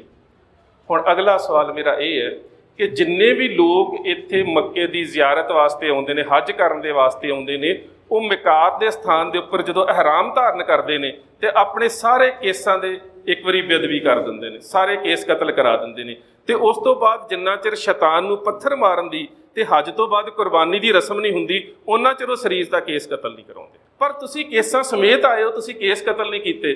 ਤੇ ਗੁਰੂ ਸਾਹਿਬ ਕਹਿੰਦੇ ਨੇ ਤੂੰ ਮੁਕੱਦਸ ਕੁਰਾਨ ਸ਼ਰੀਫ ਨੂੰ ਨਹੀਂ ਪੜ੍ਹਿਆ? ਕਹਿੰਦਾ ਪੜ੍ਹਿਆ। ਕਹਿੰਦੇ ਫਿਰ ਉਹਦੇ ਵਿੱਚ ਸੂਰਾ ਬਕਰ ਦੀ ਆਇਤ ਨੰਬਰ 196 ਪੜ੍ਹ, ਉਹ 'ਚ ਕੀ ਲਿਖਿਆ ਹੈ? ਉਹ ਸੂਰਾ ਬਕਰ ਦੀ ਆਇਤ ਨੰਬਰ 196 ਹੈ ਮੁਕੱਦਸ ਕੁਰਾਨ ਸ਼ਰੀਫ ਦੇ ਵਿੱਚ, ਵਾਇਤਨਮੁਲ ਹਜ਼ਵੁਲ ਉਮਰਤਾ ਲਿਲਾਹਿ ਫਾਇਨ ਓਇਸਰ। ਐ ਮੁਸਲਮਾਨੋ ਹੱਜ ਕਰੋ, ਉਮਰੇ ਕਰੋ, ਜ਼ਿਆਰਤ ਰੱਖੋ, ਜਿੰਨੇ ਵੀ ਧਰਮ ਕਰਮ ਕਰਨੇ ਨੇ ਕਰੋ, ਪਰ ਜੇਕਰ ਇਹਨਾਂ ਧਰਮਾਂ ਦੇ ਦੌਰਾਨ ਜੇਕਰ ਤੁਸੀਂ ਕੇਸਾਂ ਦੀ ਬੇਅਦਬੀ ਕਰਦੇ ਹੋ, ਖੁਦਾ ਦੇ ਦਰ ਕੁਝ ਵੀ ਪ੍ਰਵਾਨ ਨਹੀਂ। ਹੁਣ ਕਹਿੰਦੇ ਨੇ 10 ਹੱਜ ਮੈਂ ਕਰ ਰਿਹਾ ਕਿ ਤੂੰ? ਕੋਈ ਜਵਾਬ ਨਾ ਆਇਆ। ਗੁਰੂ ਨਾਨਕ ਸਾਹਿਬ ਦੇ ਅੱਗੇ ਸਿਰ ਝੁਕਾ ਦਿੱਤਾ। ਗੁਰੂ ਨਾਨਕ ਸਾਹਿਬ ਦਾ ਸਿੱਖ ਬਣ ਗਿਆ, ਜਿਸ ਦਾ ਨਾਮ ਰੁਕਨਲ ਸੀ, ਕਾਜੀ ਰੁਕਨਦੀਨ ਗੁਰੂ ਨਾਨਕ ਸਾਹਿਬ ਦਾ ਸਿੱਖ ਬਣ ਗਿਆ। ਹੁਣ ਇਹ ਜਿਹੜੀ ਗੱਲ ਸੀ ਸਾਰੇ ਮੱਕੇ ਦੇ ਅੰਦਰ ਧੁੰਮ ਗਈ ਕਿ ਮੱਕੇ ਦੇ ਕਾਜ਼ੀ ਦਾ ਪੁੱਤਰ ਕਾਫਰ ਦਾ ਸਿੱਖ ਬਣ ਗਿਆ। ਤੇ ਗੁਰੂ ਨਾਨਕ ਸਾਹਿਬ ਨੇ ਜਦੋਂ ਤੁਰਨ ਲੱਗੇ ਤੇ ਨਿਸ਼ਾਨੀ ਜਿਹੜੀ ਸੀ ਖੜਾਉਣ ਦੀ, ਉਸ ਨੂੰ ਦੇ ਦਿੱਤੀ, ਬਿਲਕੁਲ ਦਿੱਤੀ। ਭਾਈ ਸਾਹਿਬ ਭਾਈ ਗੁਰਦਾਸ ਨੇ ਝੂਠ ਨਹੀਂ ਬੋਲਿਆ। ਧਰੀ ਨਿਸ਼ਾਨੀ ਕੌਸ ਦੀ ਮੱਕੇ ਅੰਦਰ ਪੂਜ ਕਰਾਈ, ਬਿਲਕੁਲ ਉਸਨੇ ਆਪਣੇ ਘਰ ਦੇ ਵਿੱਚ ਰੱਖੀ ਔਰ ਮੁਕੱਦਸ ਤਬਰੁਕ ਜਾਣ ਕੇ ਗੁਰੂ ਨਾਨਕ ਸਾਹਿਬ ਦੀ ਖੜਾਂ ਦਾ ਸਤਿਕਾਰ ਕਰਦਾ ਰਿਹਾ, ਸਿਜਦਾ ਕਰਦਾ ਰਿਹਾ। ਇਹ ਗੱਲ ਲੋਕਾਂ ਦੇ ਵਿੱਚ ਫੈਲ ਗਈ। ਗੁਰੂ ਨਾਨਕ ਸਾਹਿਬ ਤਾਂ ਇਰਾਕ ਨੂੰ ਜਾ ਚੁੱਕੇ ਸੀ, ਲੋਕਾਂ ਦੇ ਵਿੱਚ ਇਹ ਗੱਲ ਫੈਲ ਗਈ। ਸਾਰੇ ਸ਼ਹਿਰ ਦੇ ਕਾਜ਼ੀਆਂ ਨੂੰ ਇਕੱਠਾ ਕੀਤਾ ਗਿਆ ਕਿ ਰੁਕਨਦੀਨ ਤਾਂ ਦੀਨੇ ਇਸਲਾਮ ਨੂੰ ਛੱਡ ਕੇ ਕਿਸੇ ਕਾਫਰ ਦਾ ਸਿੱਖ ਬਣ ਗਿਆ। ਉਸ ਨੂੰ ਸੱਦਿਆ ਗਿਆ ਤੇ ਕਾਜ਼ੀਆਂ ਨੂੰ ਕਿਹਾ ਗਿਆ ਕਿ ਇਹਦੇ ਖਿਲਾਫ ਫਤਵਾ ਜਾਰੀ ਕੀਤਾ ਜਾਵੇ। ਉਸ ਦੇ ਖਿਲਾਫ ਇਹ ਪਹਿਲਾ ਮੁਸਲਮਾਨ ਵੀਰ ਹੈ। ਇੱਕ ਦਿਨ ਦੇ ਵਿੱਚ 7 ਫਤਵੇ ਜਾਰੀ ਕੀਤੇ ਗਏ। ਗੁਨਾਹ ਹੈ ਕਿ ਗੁਰੂ ਨਾਨਕ ਸਾਹਿਬ ਦਾ ਸਿੱਖ ਬਣ ਗਿਆ। ਪਹਿਲਾ ਫਤਵਾ, ਇਸ ਨੂੰ ਤੇ ਇਸ ਦੇ ਮੁਰਸ਼ਿਦ ਗੁਰੂ ਨਾਨਕ ਨੂੰ ਕਾਫਰ ਐਲਾਨਿਆ ਜਾਵੇ। ਦੂਸਰਾ ਫਤਵਾ, ਇਸ ਦੀ ਜਾਇਦਾਦ ਜ਼ਬਤ ਕਰ ਦਿੱਤੀ ਜਾਵੇ। ਤੀਸਰਾ ਫਤਵਾ, ਇਸ ਦਾ ਮੂੰਹ ਕਾਲਾ ਕਰਕੇ ਸ਼ਹਿਰ ਦੇ ਵਿੱਚ ਘੁਮਾਇਆ ਜਾਵੇ। ਚੌਥਾ ਫਤਵਾ, ਇਸ ਦੇ ਰੋਜ਼ ਕੌੜੇ ਮਾਰੇ ਜਾਣ। ਪੰਜਵਾਂ ਫਤਵਾ, ਇਸ ਨੂੰ ਪੁੱਠਾ ਟੰਗਿਆ ਜਾਵੇ ਰੁੱਖ ਦੇ ਨਾਲ। ਛੇਵਾਂ ਫਤਵਾ, ਇਸ ਨੂੰ ਜ਼ਮੀਨ ਦੇ ਵਿੱਚ ਦੱਬ ਦਿੱਤਾ ਜਾਵੇ ਗਰਦਨ ਤੱਕ। ਤੇ ਸੱਤਵਾਂ ਫਤਵਾ, ਉਦੋਂ ਤੱਕ ਇਸ ਦੇ ਉੱਪਰ ਪੱਥਰ ਮਾਰਦੇ ਰਹੋ ਜਦੋਂ ਤੱਕ ਇਸ ਦੀ ਮੌਤ ਨਾ ਹੋ ਜਾਵੇ। ਇਹ ਮੁਸਲਮਾਨ ਗੁਰੂ ਨਾਨਕ ਸਾਹਿਬ ਦਾ ਸਿੱਖ ਸੀ ਜਿਹੜਾ ਇਸ ਕਰਕੇ ਸ਼ਹਾਦਤ ਪ੍ਰਾਪਤ ਕਰ ਗਿਆ ਕਿ ਗੁਰੂ ਨਾਨਕ ਸਾਹਿਬ ਦੀ ਸਿੱਖੀ ਨੂੰ ਧਾਰਨ ਕੀਤਾ ਸੀ ਕਾਜ਼ੀ ਰੁਕਨਦੀਨ। ਇਸ ਦਾ ਸਾਰਾ ਜ਼ਿਕਰ ਕੀਤਾ ਹੈ ਤਾਜ਼ੁਦੀਨ ਨਕਸ਼ਬੰਦੀ ਨੇ ਆਪਣੀ ਕਿਤਾਬ ਸਿਆਤੋ ਬਾਬਾ ਨਾਨਕ ਦੇ ਵਿੱਚ। ਉਹਦਾ ਅਸਲੀ ਖਰੜਾ ਜਿਹੜਾ ਹੈ ਉਹ ਮਦੀਨੇ ਲਾਇਬ੍ਰੇਰੀ ਦੇ ਵਿੱਚ ਪਿਆ ਹੈ। ਉਹਦਾ ਅੰਗਰੇਜ਼ੀ ਅਨੁਵਾਦ ਉਹਦੇ ਕੁਝ ਹਿੱਸਿਆਂ ਦਾ ਕੀਤਾ ਸੀਗਾ ਸੈਯਦ ਪ੍ਰਿਤਪਾਲ ਸਿੰਘ ਹੁਣਾਂ ਨੇ, ਤੇ ਹੁਣ ਉਹਨਾਂ ਦੇ ਬੇਟੇ ਇੰਗਲੈਂਡ ਦੇ ਵਿੱਚ ਰਹਿੰਦੇ ਨੇ ਦਲਜੀਤ ਸਿੰਘ ਬੇਦੀ, ਜਿਨ੍ਹਾਂ ਨੇ ਆਪਣੇ ਬਾਪ ਦੀ ਉਸ ਸਾਰੀ ਲਿਖਤ ਨੂੰ ਹੁਣ ਅੰਗਰੇਜ਼ੀ ਦੇ ਵਿੱਚ ਪ੍ਰਕਾਸ਼ਿਤ ਕੀਤਾ ਹੈ। ਹੁਣ ਪਤਾ ਲੱਗਾ ਕਿ ਉਸ ਦਾ ਪੰਜਾਬੀ ਦੇ ਵਿੱਚ ਵੀ ਅਨੁਵਾਦ ਹੋ ਚੁੱਕਾ ਹੈ। ਸੋ ਇਹ ਕਾਜ਼ੀ ਰੁਕਨਦੀਨ ਗੁਰੂ ਨਾਨਕ ਸਾਹਿਬ ਦਾ ਉਹ ਸਿੱਖ ਸੀ ਜਿਸ ਦੀ ਸ਼ਹਾਦਤ ਉਸ ਅਸਥਾਨ ਦੇ ਉੱਪਰ ਹੋਈ। ਹੁਣ ਜਦੋਂ ਉਸ ਨੂੰ ਸ਼ਹੀਦ ਕੀਤਾ ਜਾਣ ਲੱਗਾ, ਸੰਗਸਾਰ ਕੀਤਾ ਜਾਣ ਲੱਗਾ, ਤੇ ਉਸ ਵੇਲੇ ਉਸਨੇ ਕਿਹਾ ਕਿ ਮਰਨ ਤੋਂ ਪਹਿਲਾਂ ਮੇਰੀ ਅੰਤਮ ਇੱਛਾ ਨਹੀਂ ਪੁੱਛੋਗੇ? ਉਹਦਾ ਹੱਕ ਬਣਦਾ ਹੈ। ਕਾਜ਼ੀ ਨੇ ਕਿਹਾ ਬਿਲਕੁਲ, ਤੇਰੀ ਅੰਤਮ ਇੱਛਾ ਕੀ ਹੈ? ਕਹਿੰਦਾ ਜਿਹੜੇ ਮੇਰੇ ਨਾਲ ਹੋਰ ਹਾਜੀ ਆਏ ਸੀ ਨਾ ਮੇਰੇ ਇਲਾਕੇ ਦੇ ਵਿੱਚੋਂ ਉੱਚ ਸ਼ਰੀਫ ਦੇ ਕੋਲੋਂ, ਮੈਂ ਉਹਨਾਂ ਨੂੰ ਇੱਕ ਵਾਰੀ ਮਿਲਣਾ ਚਾਹੁੰਦਾ ਹੈ। ਇਹ ਸਾਰੀ ਹਾਜੀ ਬੁਲਾਏ ਗਏ ਜਿਨ੍ਹਾਂ ਦੇ ਵਿੱਚ ਗੁਰੂ ਨਾਨਕ ਸਾਹਿਬ ਦੇ ਨਾਲ ਗਏ ਸੈਯਦ ਮੁਹੰਮਦ ਬੁਖਾਰੀ ਵੀ ਸਨ, ਉਹਨਾਂ ਨੂੰ ਵੀ ਉੱਥੇ ਬੁਲਾਇਆ ਗਿਆ। ਫਿਰ ਉਸਨੇ ਇੱਕ ਗੱਲ ਕਹੀ, ਕਹਿੰਦਾ ਕਿ ਜੇਕਰ ਤੁਸੀਂ ਸੱਚਮੁੱਚ ਹੀ ਗੁਰੂ ਨਾਨਕ ਸਾਹਿਬ ਦੀ ਵਿਚਾਰਧਾਰਾ ਨੂੰ ਮੰਨਦੇ ਹੋ, ਕੇਸਾਂ ਦੀ ਬੇਅਦਬੀ ਨਾ ਕਰਾਇਓ, ਤੇ ਜਿਹੜੇ ਤਬਰਕ ਗੁਰੂ ਨਾਨਕ ਸਾਹਿਬ ਦੇ ਮੇਰੇ ਕੋਲ ਨੇ ਉਹ ਤੁਸੀਂ ਲੈ ਜਾਓ। ਜਿਹੜੀ ਖੜਾਂ ਗੁਰੂ ਨਾਨਕ ਸਾਹਿਬ ਨੇ ਕਾਜ਼ੀ ਰੁਕਨਦੀਨ ਨੂੰ ਦਿੱਤੀ ਸੀ, ਉਹ ਬਹਾਵਲਪੁਰ ਵਾਲੇ ਫਕੀਰ ਜਿਹੜੇ ਮੁਹੰਮਦ ਬੁਖਾਰੀ ਸਾਹਿਬ ਨੇ, ਉਹ ਉੱਚ ਸ਼ਰੀਫ ਲੈ ਕੇ ਆਏ, ਅੱਜ ਵੀ ਉਹਨਾਂ ਦੇ ਕੋਲ ਪਈ ਹੋਈ ਹੈ। ਮੱਕੇ ਦੇ ਵਿੱਚ ਨਹੀਂ ਹੈ, ਉਹ ਉੱਚ ਸ਼ਰੀਫ ਆ ਚੁੱਕੀ ਹੈ। ਇਸ ਦਾ ਜ਼ਿਕਰ ਕਾਹਨ ਸਿੰਘ ਨਾਭਾ ਨੇ ਕੀਤਾ। ਜਦੋਂ ਭਾਈ ਵੀਰ ਸਿੰਘ ਨਾਨਕ ਪ੍ਰਕਾਸ਼ ਨੂੰ ਸੰਪਾਦਿਤ ਕਰ ਰਹੇ ਸੀ ਤੇ ਉਹ ਕਹਿੰਦੇ ਸੀ ਮੈਨੂੰ ਪਤਾ ਨਹੀਂ ਸੀ ਲੱਗ ਰਿਹਾ ਕਿ ਸੱਚ ਹੈ ਜਾਂ ਨਹੀਂ। ਉਹਨਾਂ ਨੇ ਬਾਬਾ ਸੰਗਤ ਸਿੰਘ ਕਮਾਲੀਏ ਵਾਲਿਆਂ ਨੂੰ ਭੇਜਿਆ। ਸੰਗਤ ਸਿੰਘ ਕਮਾਲੀਆ ਵਾਲੇ ਆਪ ਬਹਾਵਲਪੁਰ ਉੱਚ ਸ਼ਰੀਫ ਦਾ ਜਿਹੜਾ ਉਸ ਵੇਲੇ ਦਾ ਪੀਰ ਸੀ ਉਸ ਨੂੰ ਜਾ ਕੇ ਮਿਲੇ, ਤੇ ਉਸ ਨੇ ਬਕਾਇਦਾ ਖੜਾਂ ਵਿਖਾਈ, ਤੇ ਉਸਨੇ ਦੱਸਿਆ ਕਿ ਜਿਹੜੀ ਖੜਾਂ ਗੁਰੂ ਨਾਨਕ ਸਾਹਿਬ ਨੇ ਮੱਕੇ ਕਾਜ਼ੀ ਰੁਕਨਦੀਨ ਨੂੰ ਦਿੱਤੀ ਸੀ ਉਹ ਅੱਜ ਬਹਾਵਲਪੁਰ ਦੇ ਉੱਚ ਸ਼ਰੀਫ ਦੇ ਪੀਰਾਂ ਦੇ ਕੋਲ ਪਈ ਹੈ। ਔਰ ਇਹ ਪੀਰ ਅੱਜ ਤੇ ਉਹ ਗੱਲ ਵੱਖਰੀ ਹੈ ਕਿ ਉਹ ਵੀ ਆਪਣੀ ਵਿਚਾਰਧਾਰਾ ਤੋਂ ਹੌਲੀ ਹੌਲੀ ਦੂਰ ਚਲੇ ਗਏ। ਇਹ ਪੀਰ ਕਦੀ ਕੇਸਾਂ ਦੀ ਬੇਅਦਬੀ ਨਹੀਂ ਸੀ ਕਰਾਉਂਦੇ।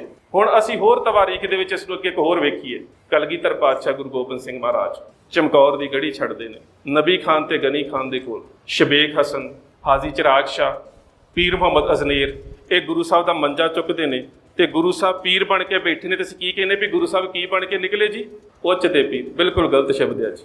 ਕਿਸੇ ਕਿਤਾਬ ਦੇ ਵਿੱਚ ਨਹੀਂ ਲਿਖਿਆ ਕਿ ਗੁਰੂ ਸਾਹਿਬ ਉੱਚ ਦੇ ਪੀਰ ਬਣ ਕੇ ਨਿਕਲੇ। ਇਹ ਨਵੀਆਂ ਕਿਤਾਬਾਂ ਦੇ ਵਿੱਚ ਨੇ ਜਿਹੜੇ ਸਾਡੇ ਵੀਰ ਫਾਰਸੀ ਨਹੀਂ ਜਾਣਦੇ, ਉਹਨਾਂ ਨੇ ਲਿਖ ਦਿੱਤਾ ਹੈ। ਪੁਰਾਤਨ ਸਰੋਤ ਪੜ੍ਹ ਕੇ ਵੇਖੋ, ਉਹ 'ਚ ਲਿਖਿਆ ਕਿ ਗੁਰੂ ਸਾਹਿਬ ਉੱਚ ਸ਼ਰੀਫ ਦੇ ਪੀਰ ਬਣ ਕੇ ਨਿਕਲੇ, ਕਿਉਂਕਿ ਜਿਹੜਾ ਉੱਚ ਸਿਲਸਿਲਾ ਹੈ ਉਹ ਕੇਸਾਂ ਦੀ ਬੇਅਦਬੀ ਨਹੀਂ ਕਰਦੇ, ਤੇ ਗੁਰੂ ਸਾਹਿਬ ਨੇ ਕੇਸਾਂ ਦੀ ਬੇਅਦਬੀ ਨਹੀਂ ਸੀ ਕੀਤੀ। ਸਿਰਫ ਉੱਚ ਦੇ ਪੀਰ ਨੇ ਜਿਹੜੇ ਆਪਣੀ ਲੱਭ ਨਹੀਂ ਕਟਾਉਂਦੇ, ਨਹੀਂ ਤੇ ਬਾਕੀ ਇਸਲਾਮ ਦੇ ਜਿੰਨੇ ਵੀ ਸਿਲਸਿਲੇ ਨੇ ਉਹ ਆਪਣੀ ਲੱਭ ਕਟਾਉਂਦੇ ਨੇ। ਜੇ ਕਿਤੇ ਉਹ ਕਹਿੰਦੇ ਕਿ ਹੋਰ ਕੋਈ ਪੀਰ ਨੇ, ਤੇ ਉਹਨਾਂ ਨੇ ਪਹਿਲਾ ਸਵਾਲ ਕਰਨਾ ਸੀ ਕਿ ਜੇ ਮੁਸਲਮਾਨ ਨੇ ਤੇ ਲੱਭ ਕਿਉਂ ਨਹੀਂ ਕਟਾਈ? ਪਰ ਇਹ ਸਾਰੇ ਇਸਲਾਮ ਜਗਤ ਨੂੰ ਪਤਾ ਹੈ ਕਿ ਉੱਚ ਸ਼ਰੀਫ ਦੇ ਪੀਰ ਕੇਸਾਂ ਦੀ ਬੇਅਦਬੀ ਆਪਣੇ ਜਿਸਮ ਤੋਂ ਕੇਸ ਨਹੀਂ ਕਟਾਉਂਦੇ, ਕਿਉਂਕਿ ਉਹ ਗੁਰੂ ਨਾਨਕ ਸਾਹਿਬ ਦੀ ਵਿਚਾਰਧਾਰਾ ਤੋਂ ਪ੍ਰਭਾਵਿਤ ਹੋ ਚੁੱਕੇ ਸੀ। ਇਸ ਕਰਕੇ ਗੁਰੂ ਸਾਹਿਬ ਨੇ ਜਿਹੜਾ ਸ਼ਬਦ ਵਰਤਿਆ ਉਹ ਉੱਚ ਦੇ ਪੀਰ ਨਹੀਂ, ਉੱਚ ਸ਼ਰੀਫ ਦੇ ਪੀਰ। ਗੁਰੂ ਸਾਹਿਬ ਉੱਚ ਸ਼ਰੀਫ ਦੇ ਪੀਰ ਬਣੇ ਇਸੇ ਕਰਕੇ ਕਿਉਂਕਿ ਜਿਹੜੇ ਉੱਚ ਸ਼ਰੀਫ ਦੇ ਪੀਰ ਨੇ ਉਹ ਗੁਰੂ ਨਾਨਕ ਸਾਹਿਬ ਦੀ ਵਿਚਾਰਧਾਰਾ ਤੋਂ ਪ੍ਰਭਾਵਿਤ ਹੋ ਚੁੱਕੇ ਸੀ। ਉਹ ਕੇਸਾਂ ਦੀ ਬੇਅਦਬੀ ਨਹੀਂ ਕਰਦੇ। ਥੋੜਾ ਚਿਰ ਹੋਰ ਬਰਦਾਸ਼ਤ ਕਰ ਲਿਓ, ਇੱਕ ਘਟਨਾ ਕਰਕੇ ਫਿਰ ਤੁਹਾਡੇ ਨਾਲ ਸਾਂਝੀ ਕਰਦਾ ਹੈ। ਉਸ ਤੋਂ ਬਾਅਦ ਗੁਰੂ ਨਾਨਕ ਸਾਹਿਬ ਬਗਦਾਦ। ਅਸੀਂ ਪੀਰ ਦਸਤਗੀਰ ਜੀ ਦਾ ਨਾਮ ਲੈਂਦੇ ਹਾਂ। ਇਤਿਹਾਸ ਦੇ ਵਿੱਚ ਸਾਡੇ ਸਰੋਤਾਂ ਦੇ ਵਿੱਚ ਆਉਂਦਾ ਹੈ। ਦਸਤਗੀਰ ਦਾ ਫਾਰਸੀ ਦੇ ਵਿੱਚ ਅਰਥ ਹੈ ਹੱਥ ਫੜਨ ਵਾਲਾ, ਔਰ ਦਸਤਗੀਰ ਇੱਕ ਸਿਲਸਿਲਾ ਹੈ। ਦਸਤਗੀਰ ਉਸ ਦਾ ਨਾਮ ਨਹੀਂ ਸੀ, ਉਸ ਦਾ ਨਾਮ ਸੈਯਦ ਮੁਹੰਮਦ ਕਾਦਰ ਜਲਾਨੀ ਸੀ। ਦਸਤਗੀਰ ਉਸ ਪੀਰ ਦੀ ਪਰੰਪਰਾ ਦਾ ਨਾਮ ਹੈ।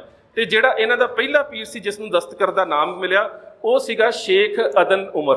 ਇਹ ਸ਼ਾਹੇ ਸਮਰਕੰਦ ਦੇ ਵੇਲੇ ਤੁਸੀਂ ਸ਼ਾਇਦ ਇੱਕ ਛੋਟੀ ਜਿਹੀ ਘਟਨਾ ਪੜ੍ਹੀ ਹੋਵੇਗੀ ਕਿ ਇਹ ਉਹ ਦਸਤਗੀਰ ਸੀ ਜਿਹੜਾ ਬੜਾ ਚਿਰ ਪਹਿਲਾਂ ਹੋ ਚੁੱਕਾ, 8 ਪੀੜ੍ਹੀਆਂ ਪਹਿਲਾਂ ਹੋ ਚੁੱਕਾ ਹੈ ਗੁਰੂ ਨਾਨਕ ਸਾਹਿਬ ਤੋਂ। ਇਹ ਉਹ ਸੀਗਾ ਕਿ ਸ਼ਾਹੇ ਸਮਰਕੰਦ ਮੈਦਾਨੇ ਜੰਗ ਦੇ ਵਿੱਚੋਂ ਲੜ ਕੇ ਕਿਤੇ ਜਾ ਰਿਹਾ ਸੀ, ਤੇ ਇਹ ਜਿਹੜੇ ਅਬਨ ਇਮਰ ਸਾਹਿਬ ਨੇ ਇਹ ਇੱਕ ਕਬਰ ਨੂੰ ਪੁੱਟ ਰਹੇ ਸੀ। ਹੁਣ ਕਬਰ ਨੂੰ ਪੁੱਟਣਾ ਗੁਨਾਹ ਹੁੰਦਾ ਹੈ। ਕਬਰ ਦੇ ਕੋਲ ਬੈਠੇ ਸੀ, ਇੱਕ ਸਿਪਾਹੀ ਦੀ ਕਬਰ ਪੁੱਟ ਰਹੇ ਸੀ ਤੇ ਉਹਨੂੰ ਪਤਾ ਕੀ ਕਹਿ ਰਹੇ ਸੀ? ਕਹਿੰਦੇ ਉੱਠ ਤਲਵਾਰ ਦਾ ਜ਼ੋਹਰ ਵਿਖਾ। ਅਜੇ ਕੱਲ ਦੀਆਂ ਗੱਲਾਂ ਹੈ ਨਾ, ਤੂੰ ਕਹਿ ਰਿਹਾ ਸੀ ਮੇਰੀਆਂ ਬਾਹਾਂ ਦੇ ਵਿੱਚ ਬੜਾ ਬਲ ਹੈ, ਮੇਰਾ ਕਮਾਨ ਬੜਾ ਬਲਸ਼ਾਲੀ ਹੈ, ਮੈਨੂੰ ਤੇਗ ਚਲਾਉਣੀ ਬੜੀ ਆਉਂਦੀ ਹੈ, ਅੱਜ ਕਬਰ ਦੇ ਵਿੱਚ ਪਿਆ ਹੈ। ਸ਼ਾਹੇ ਸਮਰਕੰਦ ਕੋਲ ਆਇਆ, ਸੁਣਦਾ ਰਿਹਾ। ਉਹ ਕਹਿੰਦਾ ਪੀਰ ਜੀ ਤੁਹਾਨੂੰ ਇਹ ਪਤਾ ਨਹੀਂ ਹਿਮਾਕਤ ਹੈ ਕਿਸੇ ਦੀ ਕਬਰ ਪੁੱਟਣੀ? ਕਹਿੰਦੇ ਮੈਂ ਕਬਰ ਨਹੀਂ ਪੁੱਟ ਰਿਹਾ, ਬਲਕਿ ਮੈਂ ਇਹਦੇ ਨਾਲ ਸਵਾਲ ਕਰ ਰਿਹਾ ਕਿ ਇਹ ਮਨੁੱਖ ਤੂੰ ਜੀਂਦਿਆਂ ਤੇ ਇੰਨਾ ਹੰਕਾਰ ਕਰ ਰਿਹਾ ਸੀ ਕਿ ਮੇਰੀਆਂ ਬਾਹਾਂ ਦੇ ਵਿੱਚ ਬੜਾ ਬਲ ਹੈ, ਅੱਜ ਕਬਰ ਦੇ ਵਿੱਚ ਪਿਆ ਹੈ। ਸ਼ਾਹੇ ਸਮਰਕੰਦ ਇਸੇ ਗੱਲ ਨੂੰ ਸੁਣ ਕੇ ਪ੍ਰਭਾਵਿਤ ਹੋ ਗਿਆ ਤੇ ਉਹਨਾਂ ਦਾ ਮੁਰੀਦ ਬਣ ਗਿਆ ਕਿ ਸੱਚਮੁੱਚ ਜਿੰਨੀ ਮਰਜ਼ੀ ਐਸ਼ਵਰਸ਼ ਤੇ ਜਿੰਨਾ ਮਰਜ਼ੀ ਬਲ ਹੋਵੇ, ਇੱਕ ਦਿਨ ਤਾਂ ਸਭਨਾ ਸਹੁਰੇ ਵੰਜਣਾ ਸਭ ਮੁਕਲਾਵਣ ਹਾਰ, ਨਾਨਕ ਧਨ ਸੁਹਾਗਣੀ ਜਿਨ ਸਹਿਨਾਰ ਪਿਆਰ। ਇੱਕ ਦਿਨ ਤਾਂ ਸਾਰੇ ਜਾਣਾ। ਸੋ ਉਸੇ ਵੰਸ਼ ਦੇ ਵਿੱਚੋਂ 8ਵੇਂ ਸੀ ਜਿਨ੍ਹਾਂ ਨੂੰ ਪੀਰ ਦਸਤਗੀਰ ਕਿਹਾ ਜਾਂਦਾ ਹੈ। ਗੁਰੂ ਨਾਨਕ ਸਾਹਿਬ ਉੱਥੇ ਆਏ, ਉੱਥੇ ਆ ਕੇ ਉਸਨੇ ਗੁਰੂ ਨਾਨਕ ਸਾਹਿਬ ਨੂੰ ਮਿਲਣਾ ਚਾਹਿਆ, ਗੁਰੂ ਸਾਹਿਬ ਆ ਕੇ ਮਿਲੇ। ਹੁਣ ਉਸ ਪੀਰ ਨੇ ਗੁਰੂ ਨਾਨਕ ਸਾਹਿਬ ਨੂੰ ਪਰਖਣਾ ਚਾਹਿਆ ਤੇ ਗੁਰੂ ਨਾਨਕ ਸਾਹਿਬ ਨੂੰ ਪਰਖਣ ਦੇ ਵਾਸਤੇ ਕਿ ਗੁਰੂ ਸਾਹਿਬ ਦਾ ਗਿਆਨ ਕੈਸਾ ਹੈ, ਗੁਰੂ ਸਾਹਿਬ ਕਿਸ ਤਰ੍ਹਾਂ ਸਮਝਾਉਂਦੇ ਨੇ, ਉਸਨੇ 3 ਸਵਾਲ ਕੀਤੇ ਨੇ ਗੁਰੂ ਨਾਨਕ ਸਾਹਿਬ। ਗੁਰੂ ਨਾਨਕ ਸਾਹਿਬ ਨੂੰ ਉਸਨੇ ਪਹਿਲਾ ਸਵਾਲ ਕੀਤਾ ਹੈ ਖੁਦਾ। ਪਾਤਸ਼ਾਹ ਕਹਿੰਦੇ ਇੱਕ ਨੇ। ਉਹ ਕਹਿੰਦੇ ਫਿਰ ਉਸ ਤੋਂ ਇੱਕ ਤੋਂ ਪਹਿਲਾਂ ਕੀ ਸੀ? ਦਸਤਗੀਰ ਦਾ ਸਵਾਲ ਹੈ, ਫਿਰ ਇੱਕ ਤੋਂ ਪਹਿਲਾਂ ਕੀ ਸੀ? ਗੁਰਦੇਵ ਪਾਤਸ਼ਾਹ ਕਹਿੰਦੇ ਨੇ ਤੁਹਾਡੇ ਕੋਲ ਸੋਨੇ ਦੀਆਂ ਅਸ਼ਰਫੀਆਂ ਨੇ? ਕਹਿੰਦਾ ਹਾਂ। ਕਹਿੰਦੇ 10 ਅਸ਼ਰਫੀਆਂ ਮੰਗਾਓ। 10 ਅਸ਼ਰਫੀਆਂ ਮੰਗਾਈਆਂ। ਕਹਿੰਦੇ ਪੀਰ ਜੀ ਗਿਣੋ। ਪੀਰ ਜੀ ਨੇ ਫਾਰਸੀ 'ਚ ਗਿਣਨੀਆਂ ਸ਼ੁਰੂ ਕੀਤੀਆਂ, ਜੱਕ 2 3 4 5। ਕਹਿੰਦੇ ਨਹੀਂ ਗਲਤ, ਦੁਬਾਰਾ ਗਿਣੋ। ਉਸਨੇ ਫਿਰ ਗਿਣਨੀਆਂ ਸ਼ੁਰੂ ਕਰ ਦਿੱਤੀਆਂ, 1 2 3 4 5। ਪਾਤਸ਼ਾਹ ਕਹਿੰਦੇ ਗਲਤ, ਗਿਣਤੀ ਨਹੀਂ ਆ ਰਹੀ, ਦੁਬਾਰਾ ਸ਼ੁਰੂ ਕਰੋ, ਗਲਤ ਗਿਣ ਰਹੇ ਹੋ। ਉਸਨੇ ਫਿਰ ਗਿਣਨੀਆਂ ਸ਼ੁਰੂ ਕਰਤੀਆਂ, 1 2 3 4 5। ਪਾਤਸ਼ਾਹ ਕਹਿੰਦੇ ਗਲਤ ਹੈ। ਕਹਿੰਦਾ ਗਲਤੀ ਤੇ ਦੱਸੋ। ਪਾਤਸ਼ਾਹ ਕਹਿੰਦੇ 1 ਤੋਂ ਪਹਿਲਾਂ ਗਿਣਨਾ ਸ਼ੁਰੂ ਕਰ, 1 ਤੋਂ ਪਹਿਲਾਂ ਗਿਣਨਾ ਸ਼ੁਰੂ ਕਰ। ਪਾਤਸ਼ਾਹ 1 ਤੋਂ ਪਹਿਲਾਂ ਤਾਂ ਕੁਝ ਵੀ ਨਜ਼ਰ ਨਹੀਂ ਆ ਰਿਹਾ।